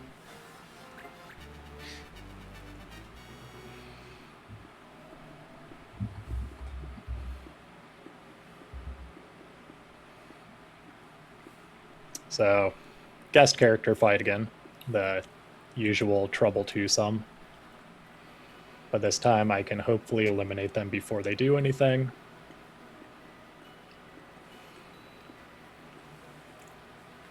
I also had the opportunity to go to the shop and purchase some upgrades because I got that clan encounter earlier. So it technically does have the last tier of items available, but I'm just going to do this fight the way I normally would. And I'm pretty sure my Bango were slow and then fast. I was partially paying attention when I was equipping them. I don't think I'll let speed Shara, but I can try.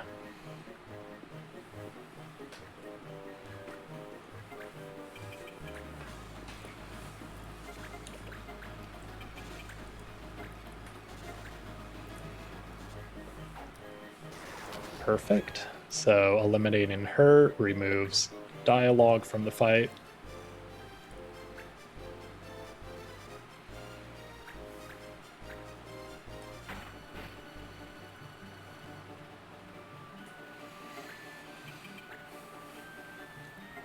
I guess this works out anyway, since you can't reach the enemies right now. Yeah. In the shop right now, there's an accessory called the Dash Boots, which does increase your movement by 1, which I will be getting after this fight. But even with that, you can't quite reach any of the enemies.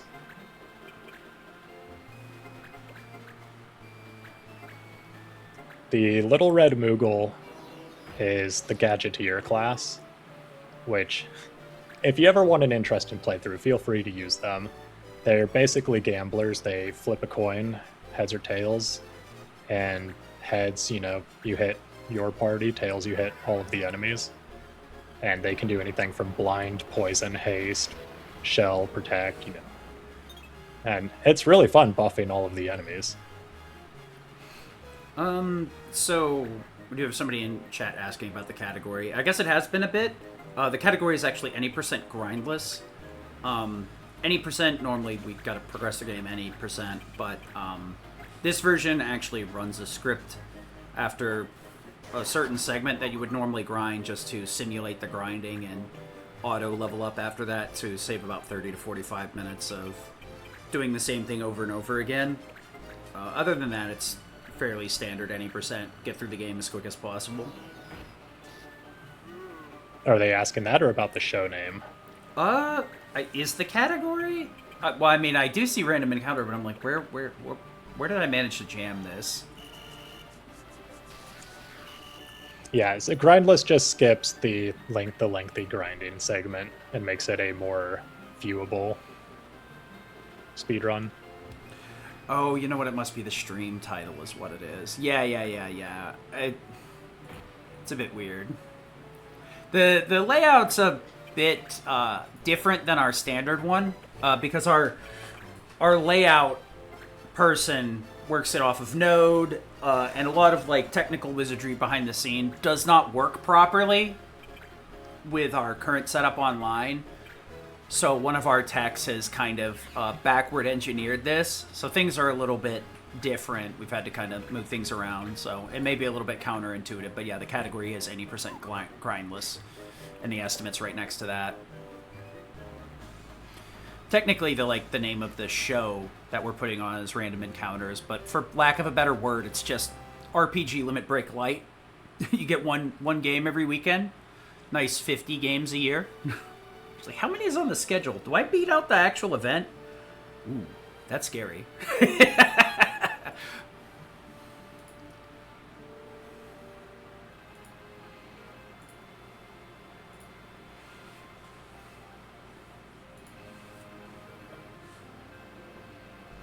So I didn't get to talk about it in the fight, but the Gadgeteer, not only is it kind of a joke job, but every single one we encounter in the speedrun is going to have the reaction ability damage to MP. So anytime you do damage, it'll hit MP first. But for whatever reason in this game, it does not roll over into HP after hitting 0. So as long as they have even 1 MP, they're effectively immune to being KO'd in 1 hit. Which is really, really annoying, because then you have to waste 2 turns fighting it. Thor Rod. If only Mont Blanc was here to use that.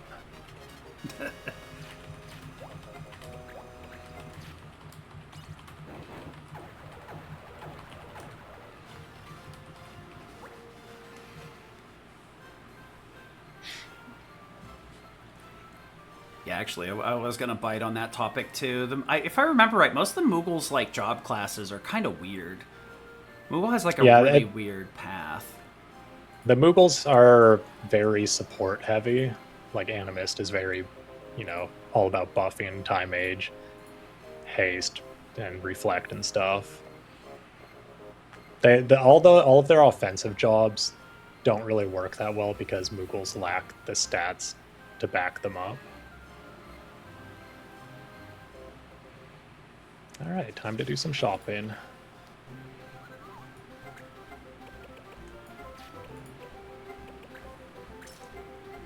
2 of those. 3 of those.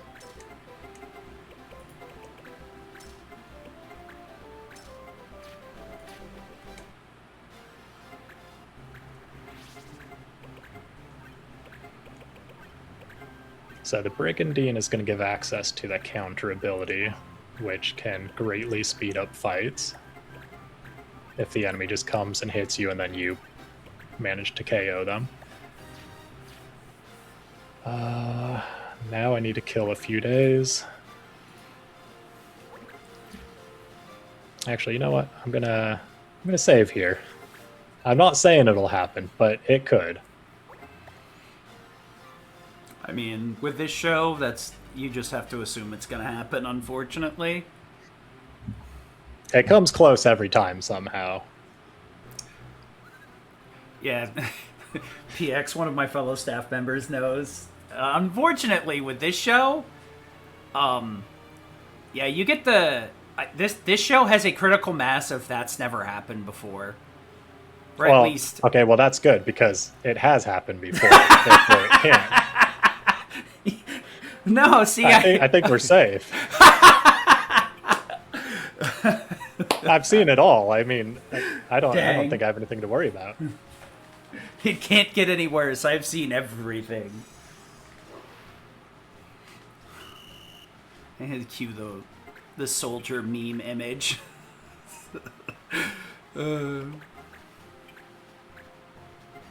Yeah, this is a 2-part mission. The first part, pretty harmless, not a whole lot going on here. It's the second one I'm worried about what could go wrong. And finally, we have access to 5 tiles of movement. So we can get so far now. Feels so good. But it also takes forever to get, because you have to do 20 encounters before you unlock the dash boots in the shop.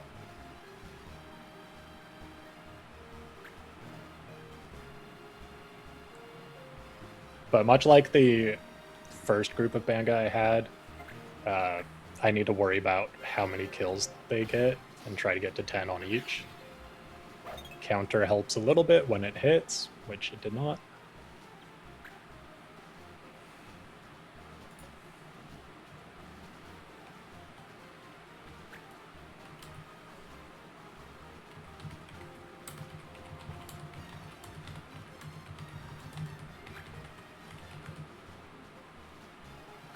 I'm hoping the Templar that's still alive is going to try to poke my 2 units with the spear. It's the only weapon that has pierce in the game, so it'll probably prioritize that.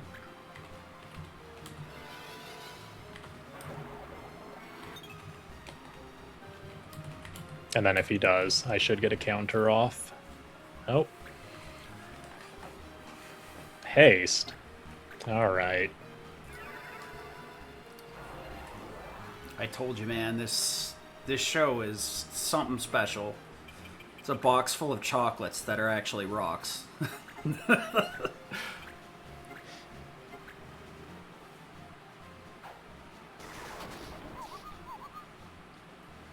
I should get a turn before him again, so it'll be fine. Maybe after we do the event this year, I'll like bring in a priest or something to like get the bad juju off this show. Sprinkle holy water in every cartridge. Just, alright, let's give VMix a physical form so we can blast it with some holy water. The power of the RNG god compels you.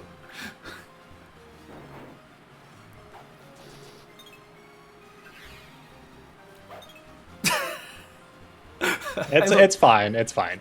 Those are free kills. We don't factor those into the regular routing. I just love the like double whiff. It's like both of them just decided to put their blindfold on and pray. Chocolate flavored rock candy. Something like that, yeah. See, but when we do hit, we make it matter. Bruh. Good thing the judge doesn't have a a red card for unnecessary violence. Yeah, so that's something to talk about. So the laws are different between Japanese and English versions. The Japanese version doesn't have bonus laws, so you only get penalized. There's no benefits for doing the opposite.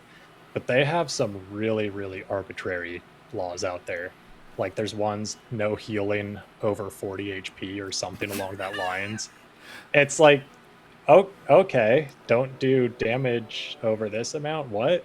I How tried a long time ago doing the speed run on my Japanese cartridge without understanding any of the language. I got red carded in game over at some point, and I have no clue why. It's just, oh, don't deviate from the days, because if you'd have no clue what you're going against. interesting. I've heard of like localization changes, but that's They made it more approachable yeah. for sure. I mean, everybody already hates the judge system anyway. I think if they hadn't changed that, this game would be like a lot more on the I hate this list than like, yeah, I'm kind of ambivalent. Judge system's silly. I don't like it. Yeah, the DS one takes it to the extreme. Uh, there's like clan trials and stuff where you can increase, bonuses that you can use during fights, and they'll put you against high evasive enemies and tell you the laws don't miss. It's like, oh, thank you. Don't I'll miss. surely not miss this attack that evades all of my attacks. Don't miss in XCOM. Like, oh yeah, thanks. Yeah, Like, I think there's some for don't crit as well, and that's completely out of your control. There's nothing you can do about it. don't let the game RNG you twice over. Once by giving you a crit and another one by punishing you for it. Okay, here's the part I was worried about for this mission. The fruit are not an issue. They're fruit. They can't do anything. They literally don't even get turns. Babis, on the other hand, is terrifying. I don't like him. The estimate is 190. He has 179 HP. Okay, we rolled high.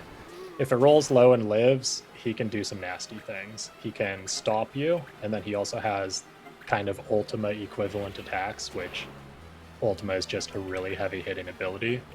And when you can't even evade it because you're stopped in time, you just game over. Neat. But I rolled high and he's dead, so now we just crush fruit.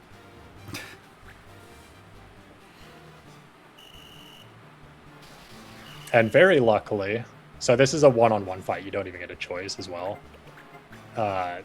You can use combo up into this point, which uses up all of your JP on RPG Limit Break. Mm-hmm. And then this fight is just basically a free refill to get back to 10. You don't have to worry about like farming more on him at any point. It sets you up for his summon later on.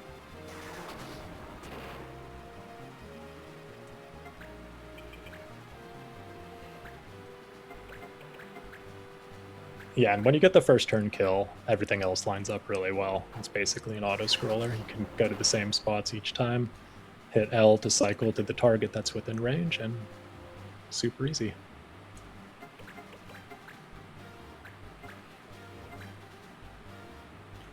Has there been any optimization on this in terms of like skills and their animations, or is it optimized purely on like what kills quickest rather than animation times?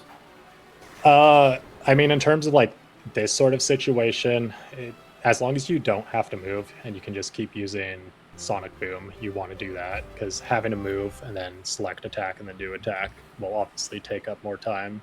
And then there's also your next turn coming faster because you didn't move. So sometimes things like that do factor in. Same with air render. Like if you can air render without moving, it's more beneficial to do unless it's near the end of the fight and that unit's not going to get another turn, in which case you would just, walk up one space and punch if needed. And that would be faster than air rendering. Gotcha.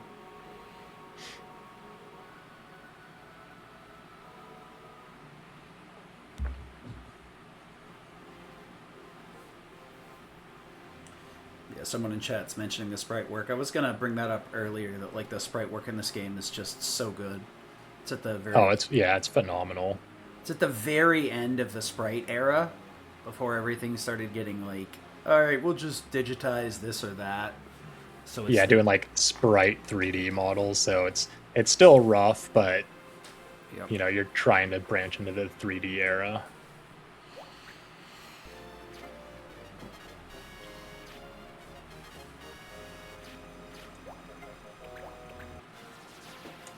All right, more cutscenes.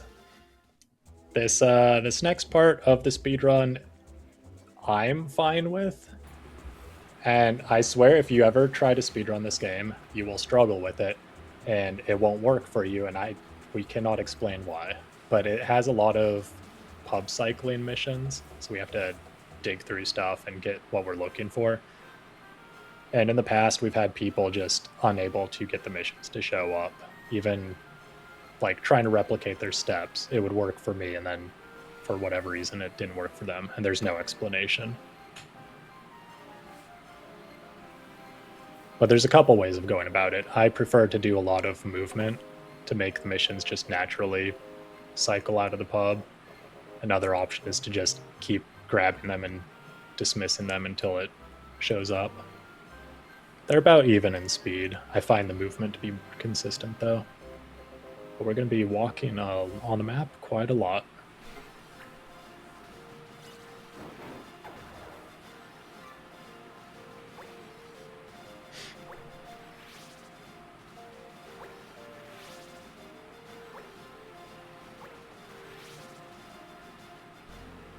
And I briefly mentioned it earlier, but I said my map setup, I can go here, has what I call the highway, which is this essentially empty node path on the far right that I just go up and down when I need to cycle days. If the clans would just stop spawning in it.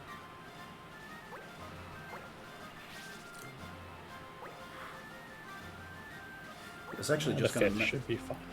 I was actually considering just mentioning that because when you said map, since you were in the middle of a combat mission, my brain was like zeroing out and like, yeah, you can build custom maps in this game. Not thinking you were talking about the overworld map, yeah. Encounter maps. Yeah.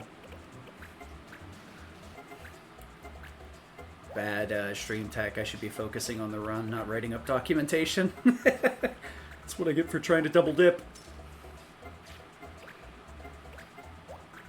Right now, I'm looking for a dispatch mission called Wine, or wine delivery. Neighbors is usually right before it, so we're almost there. Neighbors, pirates. If you do this enough, you kind of become familiar with the order of things. Nope, can't do that one.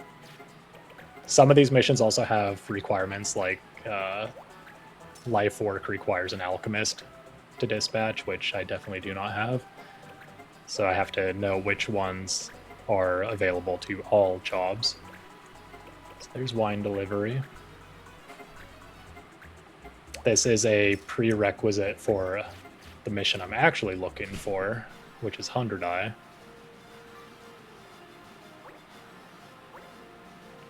I do wish the map was zoomed out a little bit more, because sometimes you just start walking blindly towards where another clan could be. Yeah, that's always the rough part with the GBA because of the screen size. There's some really hard screen crunch. Even games that are natively on the GBA, it always feels like it's a bit smaller than it should be.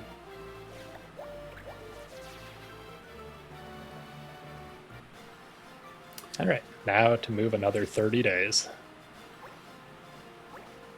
Yeah, somebody in chat's mentioning or pondering the idea of like a port of this in A2. I would hope so, but more so like Final Fantasy Tactics is really, really beloved. Advanced and Advanced 2 were a little bit less so because of them being on handhelds and being handheld locked for such a long period of time. It would be nice though. Square does seem to be wanting to go back through their back catalog and breathe fresh life into everything. Doing it currently with Dragon Quest. It may be a side project while they're finishing up the 7 re-trilogy. We've got our fingers crossed, but not holding our breath. I think the bigger struggle is, I may not be remembering this correctly, but like Tick has, or the Avalist Chronicles, they call it Tick in their Discord, but the remaster of Final Fantasy Tactics has some weird peculiarities to it where certain characters can equip things they shouldn't be able to because they're supposed to be like male, female. And the other issue is like HP bloat's pretty nasty in that. But I mean, an updated port of this is better than nothing at all, so it could be just making it accessible is more than what we ask for.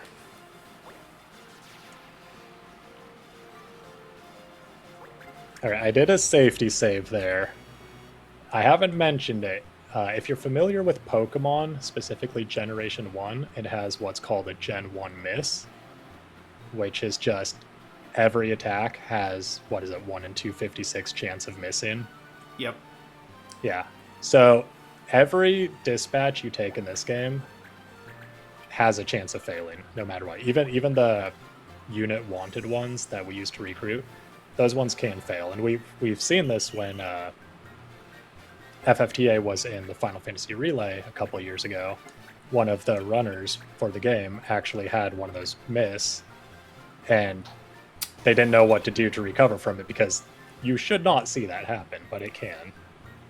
Yeah, I mean... So I made an alternate save before this mission because if the 100 Eye fails, there's not really a backup strat to it. You'd have to kill 5 units to clear it, and that's what this fight is used for. So, if it does fail, I'll just redo this mission. Makes sense. And it's determined, the success is determined when you pick up the mission, so I had to save before I picked it up.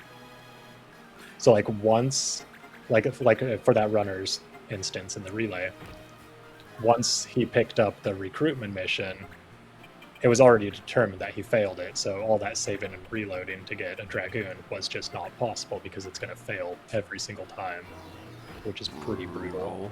Yeah. Things determined on selection is not my favorite, for sure.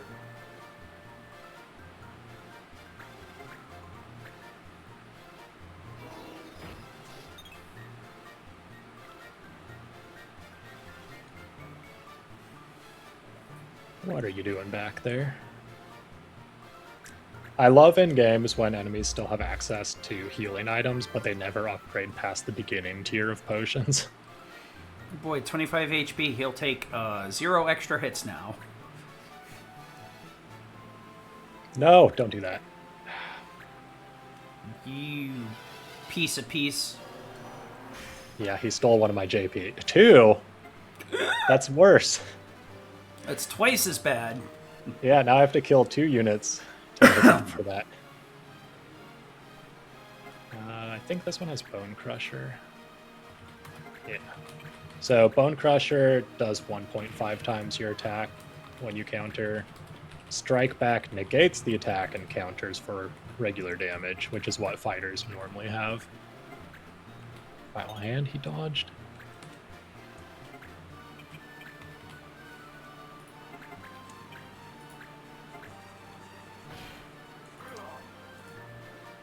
Well, the next mission will just go a little bit more slowly, I guess. Where are you going? He's gonna heal himself out of this somehow. Ah, he's standing up now, at least. That's an improvement.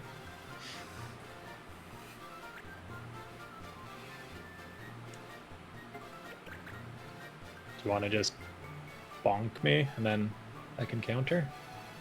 Not steal more JP? Okay, that's fine.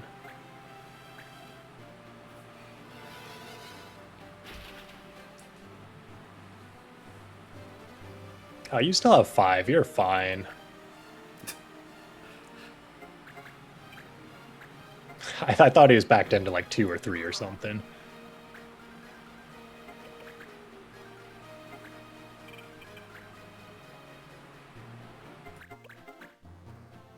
Yeah, so this is an instance of just, oh, you missed an attack or you didn't KO an enemy just enough. Like, your whole fight's essentially thrown off and ruined, and there's nothing you can do. You just have to take it. And knowing how to react is half the fun of the speedrun. I enjoy that part of just never knowing fully what the game is going to throw at you.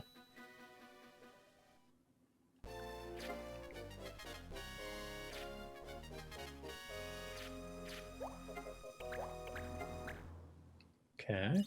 And then 100 eye. Yeah.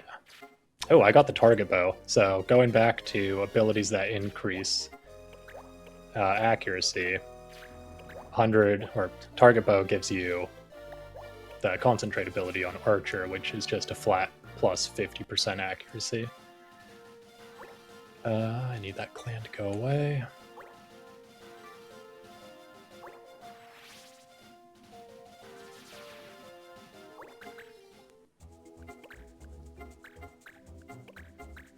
Definitely filling up on mission items I don't want. We're going to use the snake shield on this one. So like Lenny, I'm going to get another special unit here.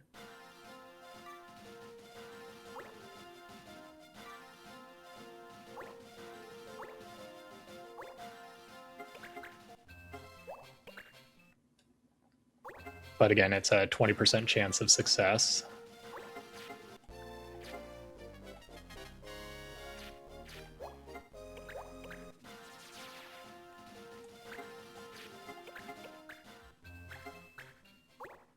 In hindsight, I probably should have saved on the other slot just in case it failed.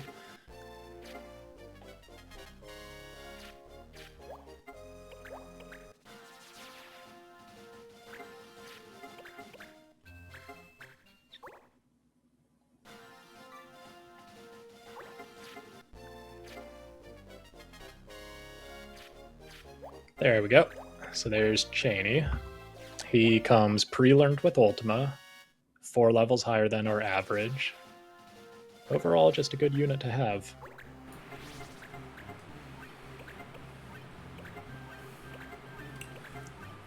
So now, I need to kill a couple days here. I'm going to go into this next mission on the 1st, which has Soul Against the Law. And Soul is the weapon type used by morphers to transform into enemies. Pretty interesting job that, we'll never see or use. The opposite, the bonus law for Soul is Knuckles, which are what the monks use. So every time we attack with Knuckles, regardless of whether or not we KO unit, they will get 1 JP. So this mission is another JP farm where I'm going to do my best to get them up to 9 or 10 before ending the fight. So it's a little bit slower than a normal fight just because you have to take it a little bit slower, make sure they get their attacks in. Also, the only time Lenny's going to see combat, and it's not the combat he wants.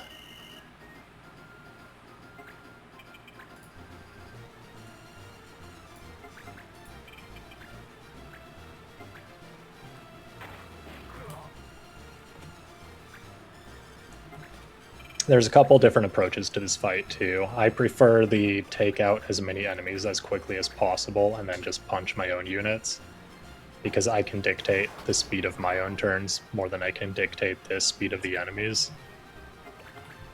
So I find it faster to just remove as many of them as possible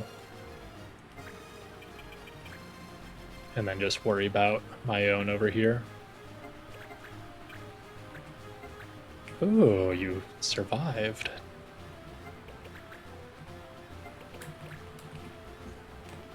So yeah, Lenny's just a punching bag. Every time I hit him, I get 1 JP.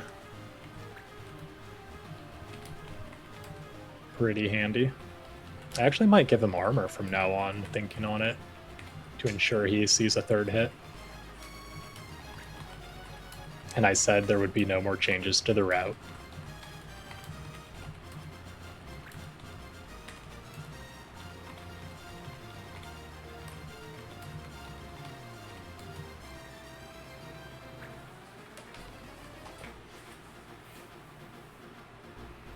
This fight also sees the player outnumbered, which is interesting, because normally it adheres to the 6v6 or at least same amount of units formula.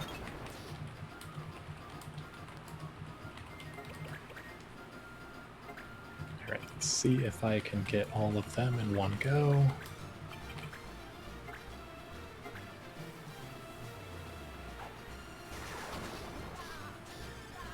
I might air render the defender actually.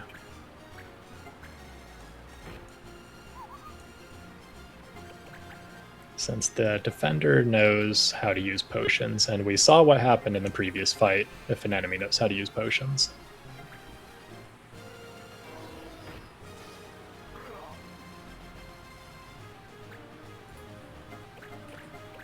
Yeah, I'll do a front attack, why not? Our first viewing of Ultima Shot. We'll be seeing this a lot more near the end of the run. I'm actually just going to move you down here.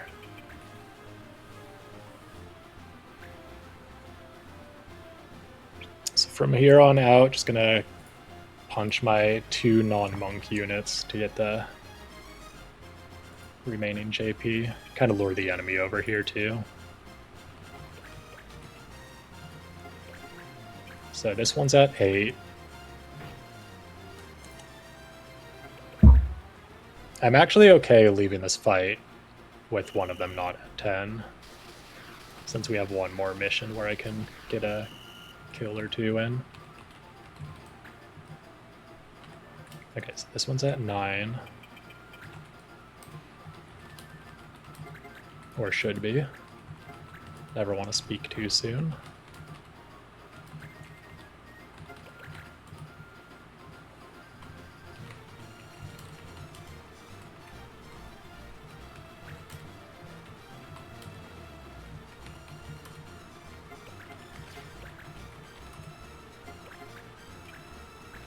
Unfortunately, you can only get 1 JP per turn, so even though that was Knuckles and a kill, it only counted as 1. So that's 10 and 9, now I just need to finish this last unit off.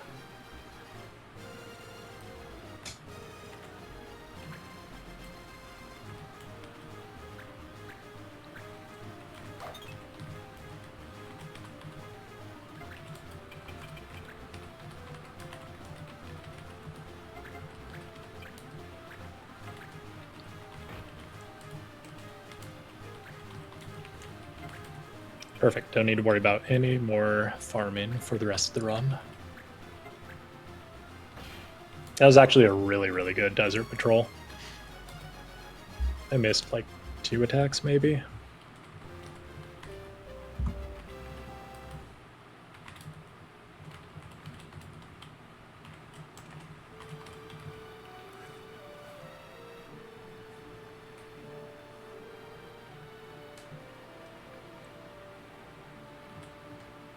Up next is another 2-part mission, and it's also the last crystal fight that unlocks the final Totema summon for us, for humans.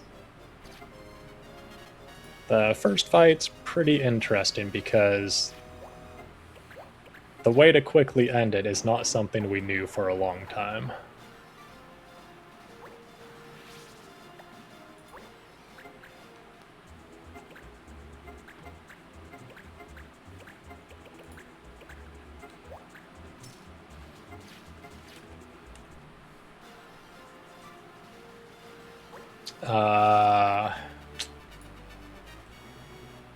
Every single movement option I have is a clan encounter. I guess I'll just gamble on the town. I mean, may as well go where I'm trying to go and hope for the best. It knows, it knows! Wait, no, I want to go down. Because the clan that spawned on the top only has 2 options, while the other one has 4. So my odds are better on the bottom.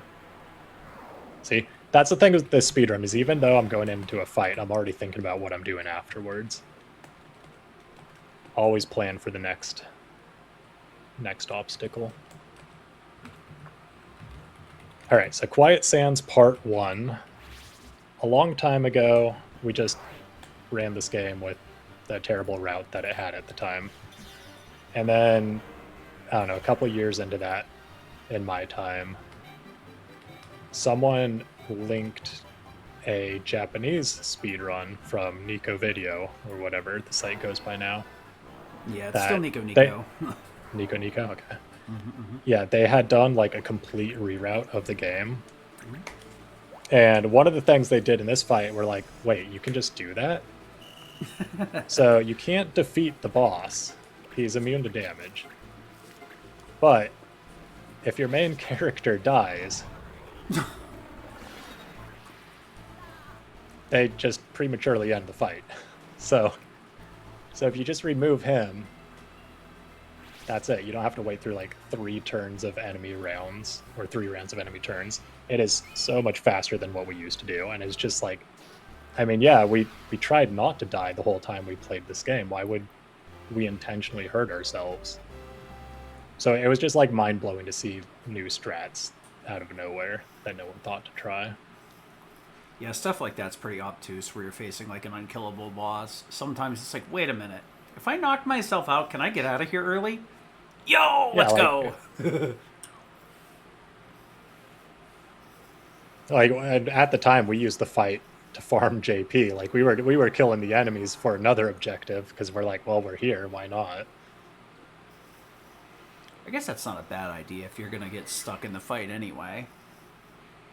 But oddly enough, like at no point during any of that did we ever accidentally die and find out what happened. And that enemy has a pretty good chance of killing you, and we'll see that a little bit later when we have to survive against him solo. Except that one is literally just run away the whole time. Gotcha.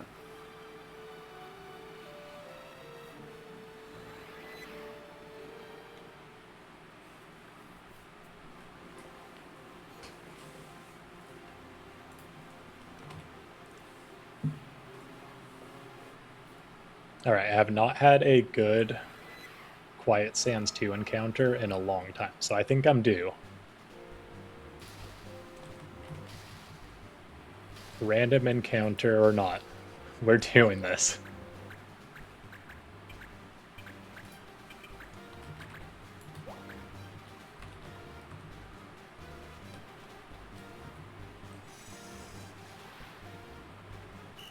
All right, so the quick kill here is to move 2 spaces forward, Ultima shot, and to have it roll really high, which is probably not likely. Just hitting is fine. That's more than I can ask for. The way the damage outcome works is it's basically you take whatever the estimate is, and then it's plus or minus 10% from that is the variance it can have. So it rolling as high as it can possibly go on the Ultima shot is a 1 shot, but it's also super, super unlikely.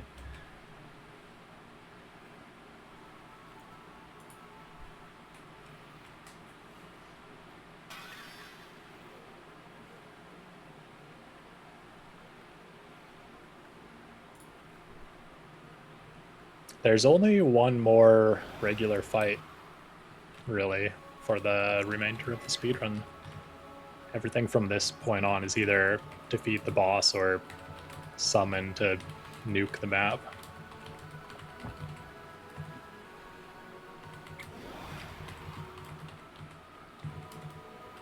When we were routing and practicing the speedrun, the other main router and I, we kind of broke the game into segments, and we kind of determined that everything after Desert Patrol was more or less on rails, and there wasn't a whole lot you could do to dictate the time it would take. Okay, what did I say? I was going to go down here.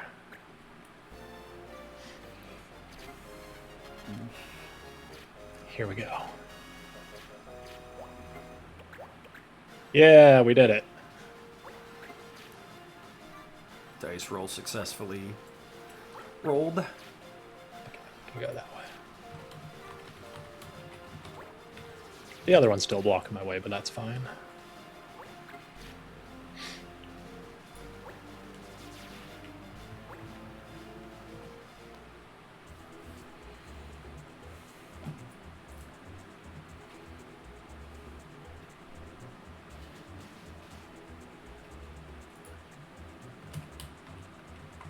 The law sets right now, from here on out through the end of the game, are all going to be the same, and they have so many laws that block me from doing pretty much anything.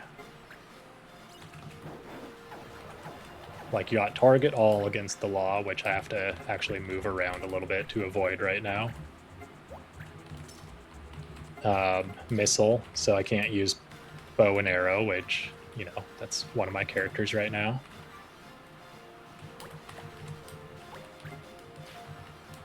Damage to animal will pop up. I hate that one.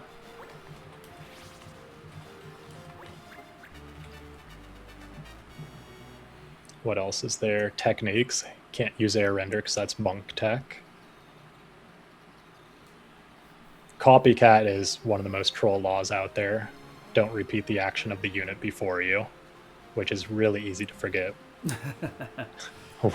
What just happened? It's like, oh wait, can I use attack or not?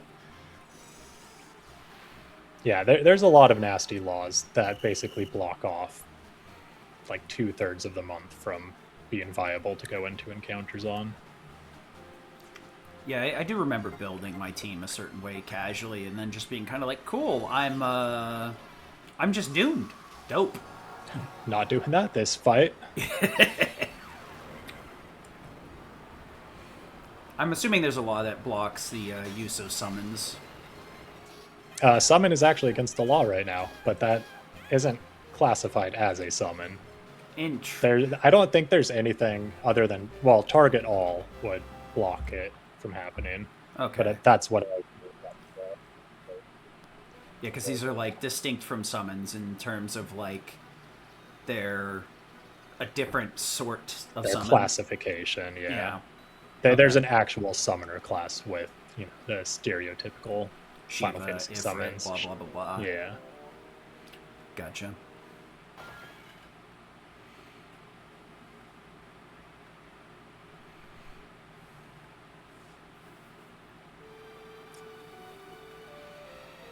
On one hand, all that movement was good because getting to the next mission, I typically have to move like 6 extra days to just get to a later part of the month. So I've already done that part. Unfortunately, there's also a clan in the way. As is kind of the staple. I already have a missile anti-law card. I don't need that.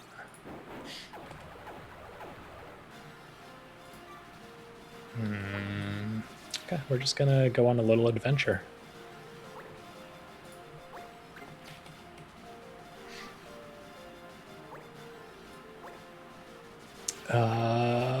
You know what? We're gonna risk it.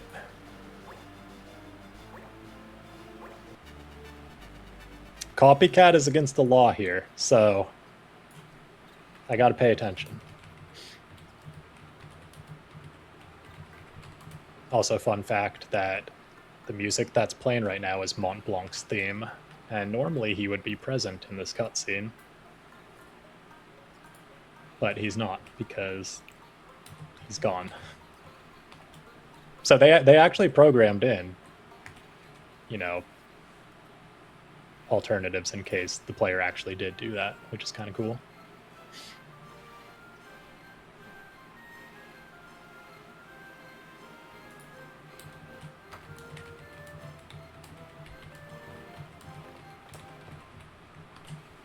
So I don't need to worry about who kills what here, because I already have all the judge points I need.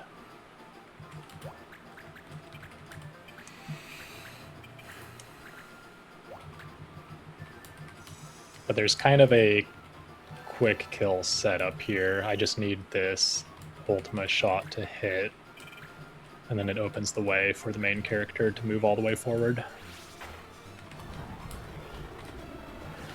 Perfect. Wait. No, I'm not going to risk it. I'm pretty sure I would have been fine, but I don't want to test it right now.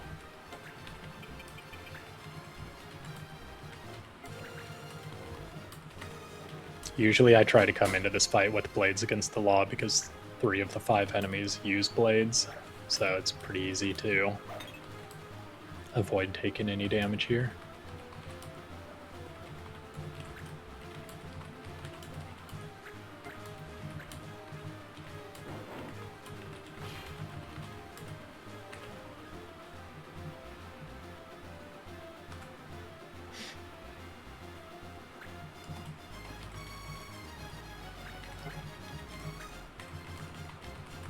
Mog Knights get their own version of air render called Mog Lance. It's kind of handy.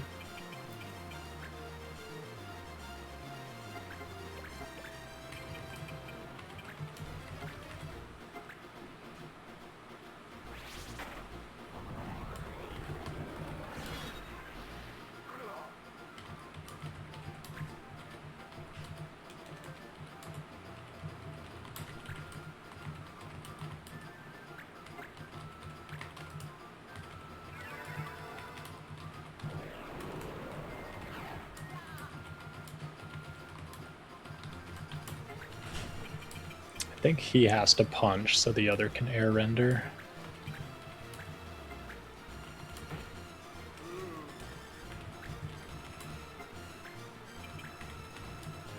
Because again, I can't repeat the same action with 2 units.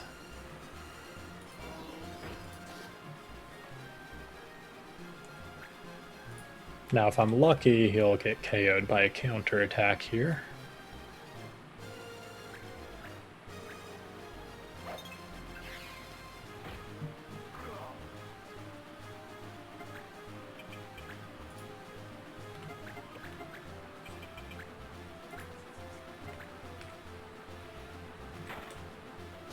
I don't think the Moogle will do a physical attack, though. Berserker Moogle? Ooh. If only.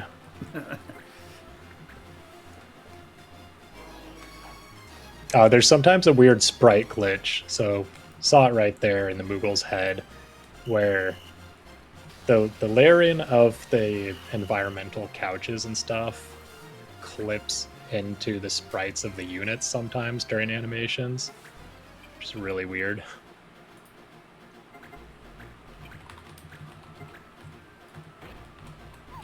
Okay. We are good to go. If you break the law, you get a random penalty after the fight, so the judge can take equipment, lower your stats, do whatever, but you also lose all of your judge points, which is not what I want to happen.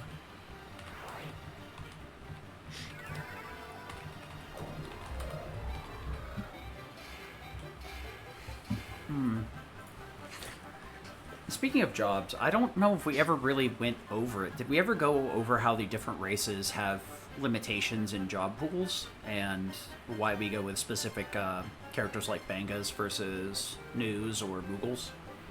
I kind of pointed out why we go with what we do in the form of the totemas, where the Vieira and the Numu are that like their summons do MP damage, so they're less viable just because you don't get the benefit of wiping out an entire map after you've done all these kills.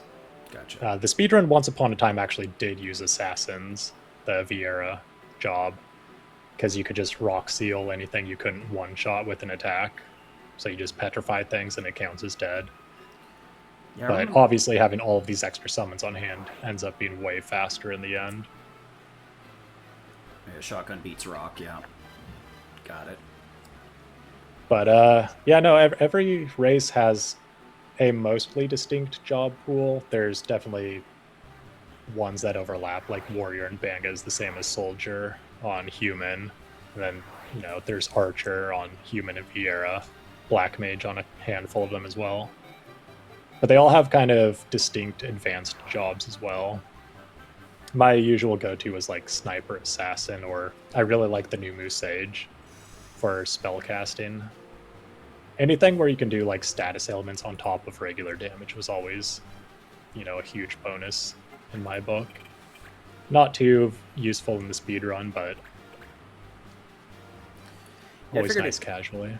It's like one of the differences between like Advanced 2 and like Tactics, because Tactics has the job pool barely affected by gender, and then most of it's just by getting to certain levels with each job, versus this one where it's both jobs and race limited.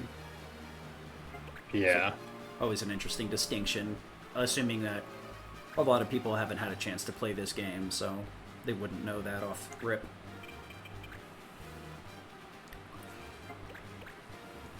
All right, finishing up my song and dance here, where I'm just avoiding coming close to him because Ledner is very, very scary. I've actually game overed here before. I let him poison me, and then, you know, the mission ends after so many turns. And I figured, oh, I'll just skip through my turns really quick and end it. But I let the poison tick too many times, and then I died. Rough. That was early on in my speedrunning days. I've learned since then. Yeah, that's always one of those things that you can take for granted, is that the learning process. That's always why I try to ask like a little bit more arbitrary questions like that, where the classes aren't very much coming into play outside of like the stat growth on the bangas, but it doesn't affect the run, but casually it is an important part of the game that makes it different from the other ones. Things like that. Yeah, casually you would like constantly be changing your job around because like when you play it casually, you want to always be learning a new ability because it's fun and exciting. Whereas, you know, the speed run, you have your bread and butter skills, and you know you don't need anything outside of that. Yeah, I think that the judge was intended to kind of force that play style out by blocking off certain things and making you experiment. Yeah, or even just trying more units and not necessarily just different abilities. But yeah, the learning process of being like, oh, I'll just skip my turns, and then realizing why you don't do that versus running around in circles is such an understated part of speedrunning. Because sometimes you'll look at a strat and you're like, that seems slow. There's got to be a better way to do this. And then you find out. Yeah, it's growing pains. You know, it's always good when someone does come into a game and asks those questions and tries new things, because that's how new strats are discovered. Yep. But sometimes there are reasons for stuff, and we don't deviate for a reason.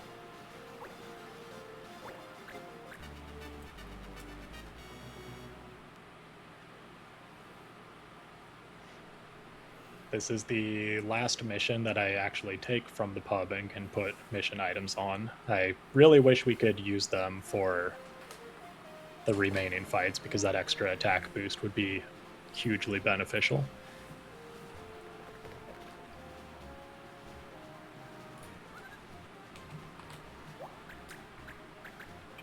And we have another gadgeteer here, which... Or not a gadgeteer, this one's a blue mage, sorry. Yeah, blue mages and gadgeteers are just bad news in this game. They always have damage to MP, so I need to hit this guy down here. I know I called him a blue mage and he's red, but enemy color palettes. Oh, the enemy color palettes, you just have to take my word for it. Step forward one space there so the juggler can't attack him on his turn.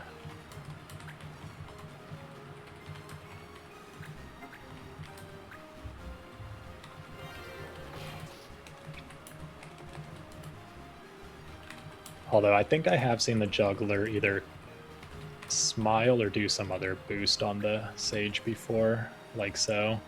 So maybe it is worth staying in range. Yeah, some mission items, if you read the description of them in the game, they'll tell you like attack circle, attack triangle, defense square. They give you shapes, and those shapes mean absolutely nothing to the player. Like, it's completely arbitrary. But they do give like actual percentage stat boost, so the loaded pick and mithril dice I've been bringing, or the mithril pick and loaded dice give me, I think, like 12% total attack or something.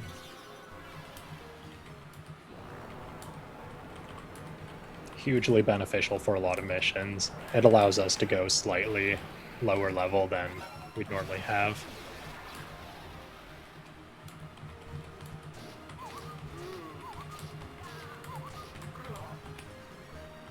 Alright, so that's Hidden Vein done. Couple more enemy turns than I would have liked. And I'm going to pick up my very last treasure hunt item, which requires 3 different planes to be placed around a location. And the third plane you get just happens to be like the third to last story mission, which is so far into the game. But the reward you get, very, very good. But because it also has to be near the starting map location Giza Plains, it means your map you design is kind of dictated around placing these planes all near the bottom.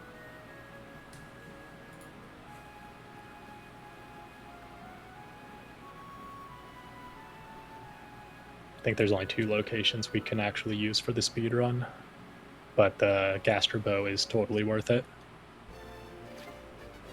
And we're going to see the most janky bow shot imaginable, to the point where we still don't know how arrows work in this game.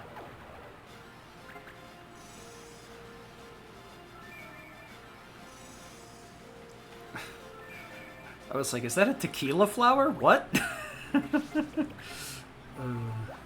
Not sure what it does, but we have it now.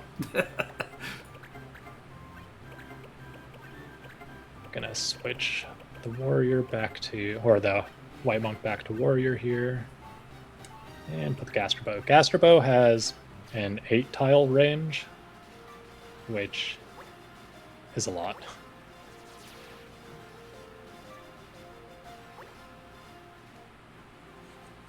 I'm gonna have to move a couple days to get to the next location, though.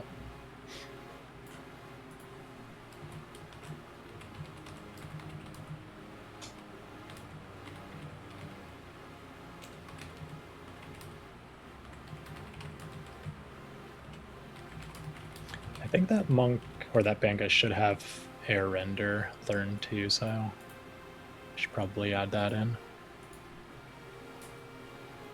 What's one more menu?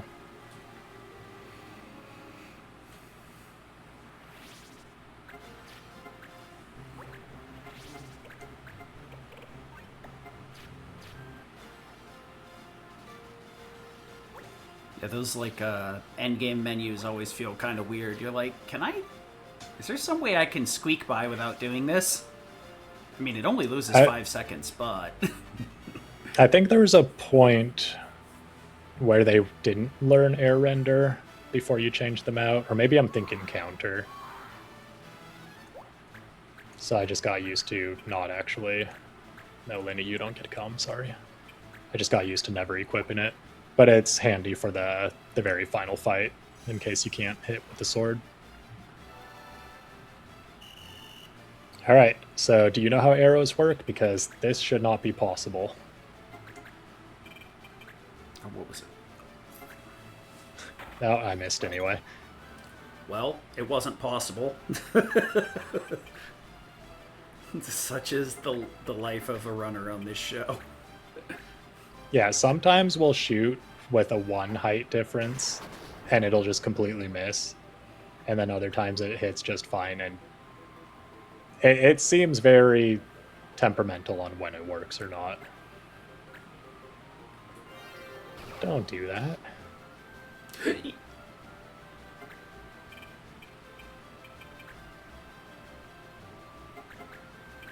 Despite my... I don't even know how many hours I put into this game. Despite my countless hours, I still shoot my own units with my bow sometimes, because I assume, oh, you'll arc it over, but no, you just went for a straight shot like it's a gun. I mean, I guess this is a way to solve all your problems. Yeah, if you can't hit them, All right, just fine. hit If you guys are everything. going to be annoying,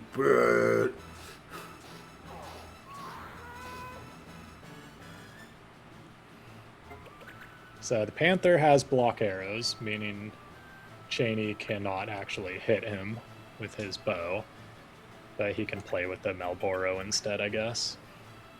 The one he was supposed to hit the first turn. second verse same as the first.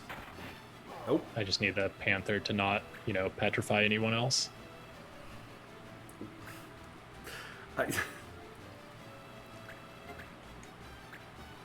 All right, it's been a good show, everyone. told you, you can't. You got to be careful with this friggin' show. For some reason, it's just like Wait, this. I do have to be careful here because if this guy gets petrified, This only is for combat, right?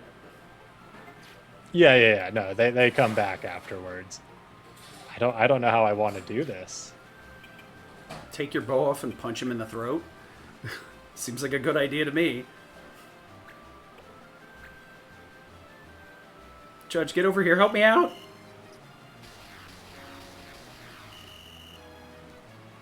I don't think the game starts you with any softs, but also I just equipped Air Render, so he doesn't have item equipped anyway. Okay, that's fine.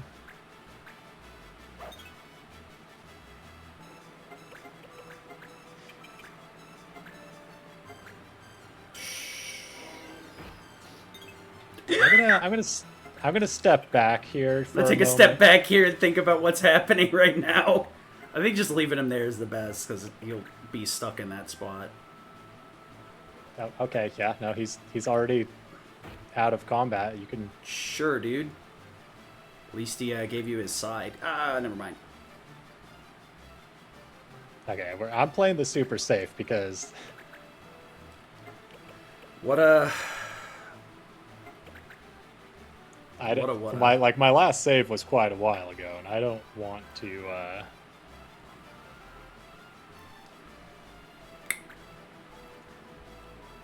Okay, so I did see. I must be thinking a different game where you can't walk through petrified units, but I can still walk through my team here. I can still get a side attack.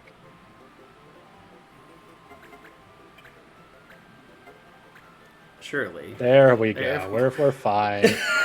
Oh, he was just pretending this whole time. He wasn't even petrified. All right. Yeah, no, that was only a little scary. I'm holding my breath and I ain't even running the game. Because, like, Cheney could legitimately do nothing against that unit. I can't unequip my bow and punch, otherwise I would have. Because I know, I think you can do that in tactics, but some games don't let you do that in combat, which is kind of annoying. So I do buy a third set of Kaiser Knuckles when they unlock in the shop, purely because in the big find, one of the thieves can steal your weapon. And if you have item equipped as your secondary ability, you can actually re-equip a weapon if you don't have one on. So it's always handy to have that backup. Yeah, PX is saying it's the same thing. You had to have equip change equipped. I guess Yeah, that one's just baked into item on this one.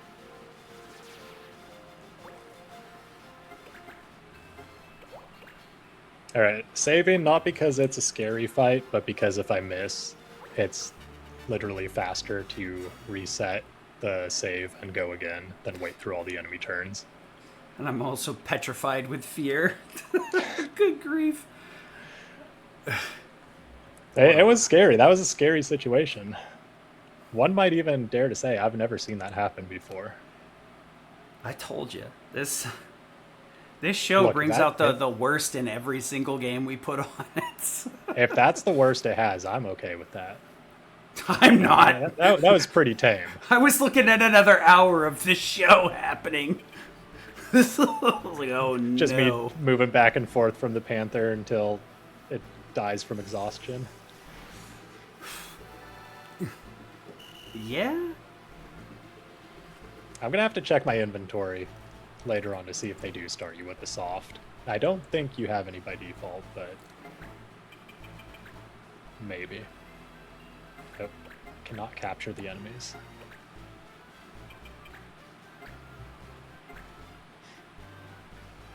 Yeah, so the Gaster Bow, the treasure hunt item. Oh wow, oh the power flickered. I'm glad I saved. Yeah, the Gaster Bow has just enough distance to reach her tile, Ritz's tile, with 5 movement from the very first turn. It's pretty handy. Yeah, I think this is a 75% chance.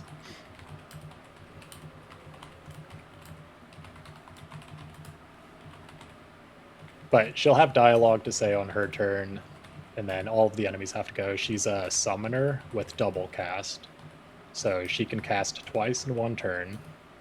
I think there's an elementalist that also likes to cast spells. So her turn takes forever, and then also they have a chance of just killing Cheney before he goes again anyway. I think Shara has Destroy Weapon, or the Assassin does, so they can just destroy your Gastrobow, rendering your second turn invalid anyway. So in terms of showcases and marathon safety strats, it's always worth doing a save here.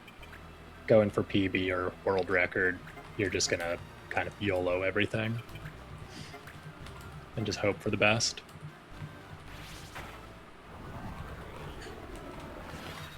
Surely it wouldn't happen 2 times in a row.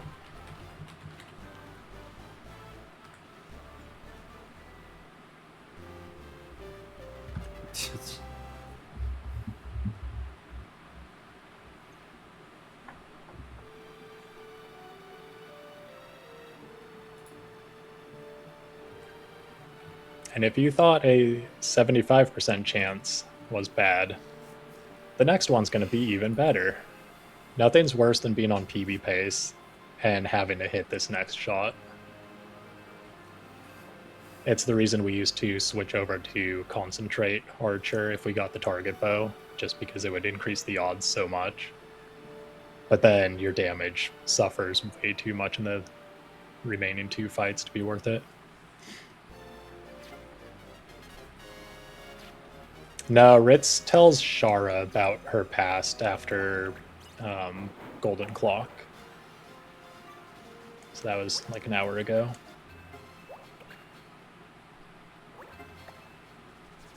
Mandatory save. The game doesn't want you hard locking here. If you have to reload the save for whatever reason, you can move off the tile again. And then you have to move on and do another save.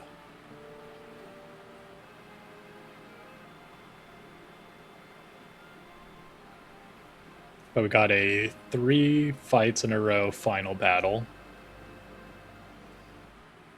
The first one, we get to fight Ledner finally. He's going to have his immunity stripped from him, and we can actually do damage. It's possible to kill him with 1 Ultima shot, but it's going to be from the front, and he has high evasion, so it's a 30% chance of hitting. Kind of don't really count on it happening, but if it does, it's nice. I have a backup strat in case it fails, and then we panic after that if that one fails. So it's fun. It's a good first fight.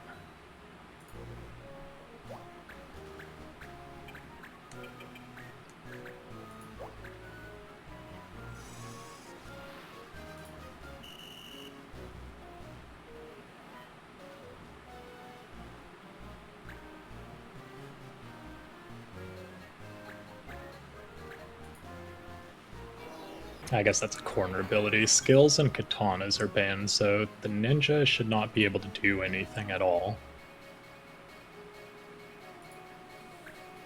And since skills are banned, techniques are the bonus, which means I could farm JP again. Not really viable, but it's an option somewhere in there. All right, here we go, 30%. Okay. Starting to question what I was told about this show. After witnessing Double Stone, look, it's a strict binary. You either like get a really good run, or you get trolled in a fight for like 15 minutes. Well, the third Royal Valley fight has potential. Don't worry, we're not done yet. the second one's free. So the first one's an accuracy check. Second one is just intermission, and then the third one is does the final boss want to end your run or not? Or did you kill her in time? Gotcha.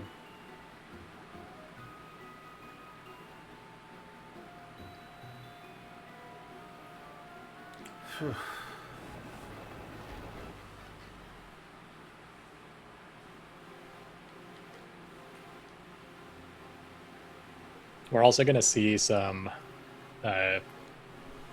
reappearances from the totemas in these fights. It's kind of cool when, you know, these big bosses from earlier in the game just become like normal enemies in an encounter. I think FFT does that as well in the final fights, where you got some really strong enemies present in the last few encounters. Is time on the kill of the final boss, or is it a bit later? There's going to be some dialogue after the kill of the final boss, so I'll Okay. kind of give like a little countdown. I mean, I guess it wouldn't matter if I'm a couple seconds late, since we started a couple seconds late anyway. I was hoping you forgot that. Tech remembers all their mistakes and hates themselves for it.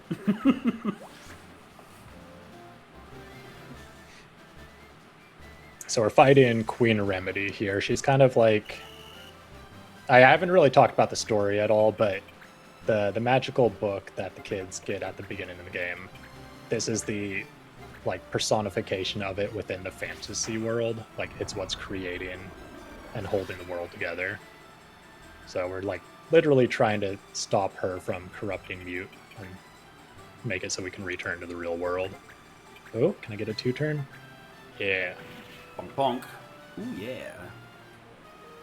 I could have comboed there too, but I think the white monk was up next, so it's fine. Combo.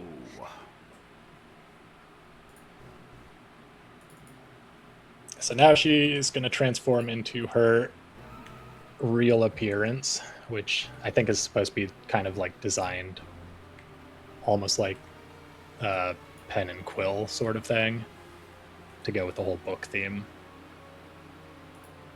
She's pretty scary though, because she can do Totema style attacks on my party, and then the 2 units she summons can also do party-wide attacks. And if all 3 decide to do that, I don't have a lot of HP to live with. There's not like a quick save or in between. You have to do all 3 over again. Yep, that's a classic game for you. You can actually suspend save in the middle of combat, but it's, you know, akin to... Stays where you are, yeah, and then deletes itself Yeah. on use. I mean, honestly, that was a very good compromise for, like, handheld games, so that you could stop and like, start whenever. All right, turn off the console so you can go to bed. I'm in the middle of a fight. Yeah. Or the at a doctor's appointment. Yeah. Sometimes it takes 35 minutes to get called back, sometimes it takes 5. You never can tell. Okay, hit the first Ultima shot, which is really good. If you miss that, so this dialogue triggers after, I think, 50% or so of her HP going away. If you actually finish her off with Ultima shot, but don't do enough damage to trigger it, you can skip the dialogue. Ooh. Which is kind of cool. But you're also going slower than, you know, the optimal fight anyway at that point. Yeah, dialogue skips a bit slower. That's always a weird one. Okay, I just need to hit with one more attack.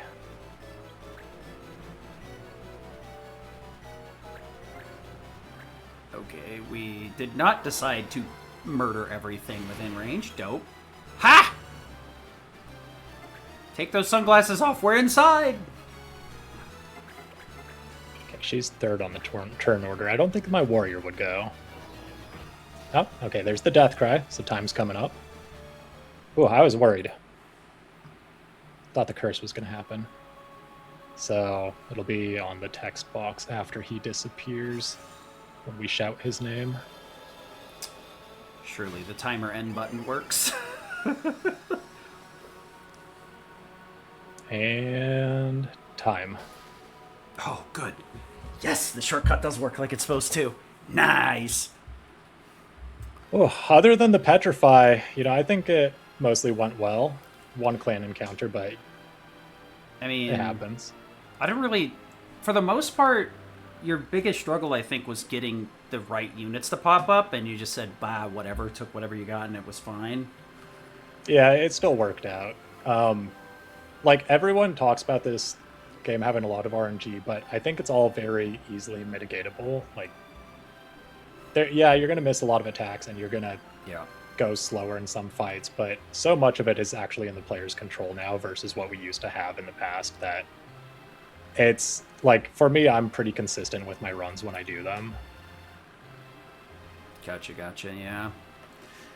I'm glad chat enjoyed the Petrify, because I was over here thinking, like, okay, do we have a save, a backup save, a save state, I think something, anything?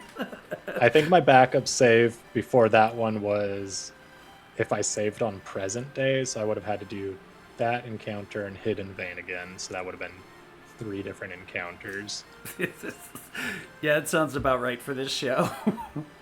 Well, I hate to break it to you, Sid, but we're going to be here for another 15 minutes. Yeah, well. I mean, that's fine. C'est la vie. It's expected.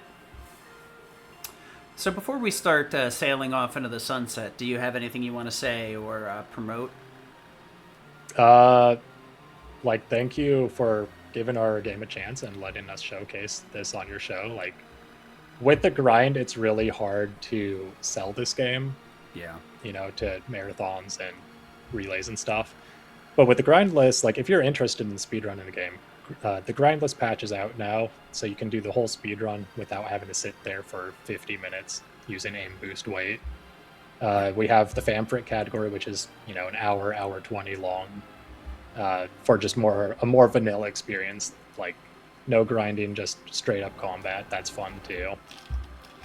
Shout outs to the community that somehow exists despite this game's flaws. Like, even back in the day when we grinded for more than 50 minutes, we got so many runners into this somehow. And like, I'm just happy that this game has any sort of following and people like it. I'll never stop running it. I'll never stop loving it. Yeah, it can be a bit of a struggle on being I guess on a less popular game. Luckily, like, the Tactics series it doesn't suffer that hard, but mobile games or Game Boy Advance, DS, those titles seem to have a much looser following because of how difficult it is to capture most of them. Yeah. But yeah, I mean, if I remember correctly, this is also on our backup list, so there is a chance it might show up at our proper event. You guys get the full 40 minutes of grinding, but it just independent, 2 ships passing in the night, you know. I booked this, and the next thing I know, there's a really good submission, and Games Committee agreed with me that it's a good run, so we might get to see it twice. Yeah. Well, with that, we're going to head on out of here. I actually got a little bit of a raid for you guys. A little bit of Breath of Fire 2 from my friend Charles here. Does some pretty good stuff. I do want to give you one last chance. Do you want to promote your channel? Do you consistently do runs or anything you want me to link? I rarely stream these days, but Fair. You can drop me a follow if you like. It's usually this game that I stream when I come out of hiding. Yeah, same. It depends on what I'm doing, because like last week I was MIA because I got a cold, but some weeks it's just like straight Breath of Fire 2 for 8 hours a day every single day. Well, yeah, it comes and goes in phases. You know, you get really invested when it hits again. Yeah. So with that, thanks everybody for dropping by. Those for you on Twitch, we have Charles or Zushin who's doing a stream, so we're going to send that raid on over, and we're going to be ending stream here. Just remember that our event is coming up. You can sign up and register for the event if you're going to be in the Denver area, I believe. And you also, once you register, you'll get the link to our hotel that we are currently at, and then you can book from there. There's also other people looking for individual rooms and such, so don't think you have to pay for your own room. There's plenty of fine people that are looking to split a room so that it's actually affordable. And with that, I bid you all adieu.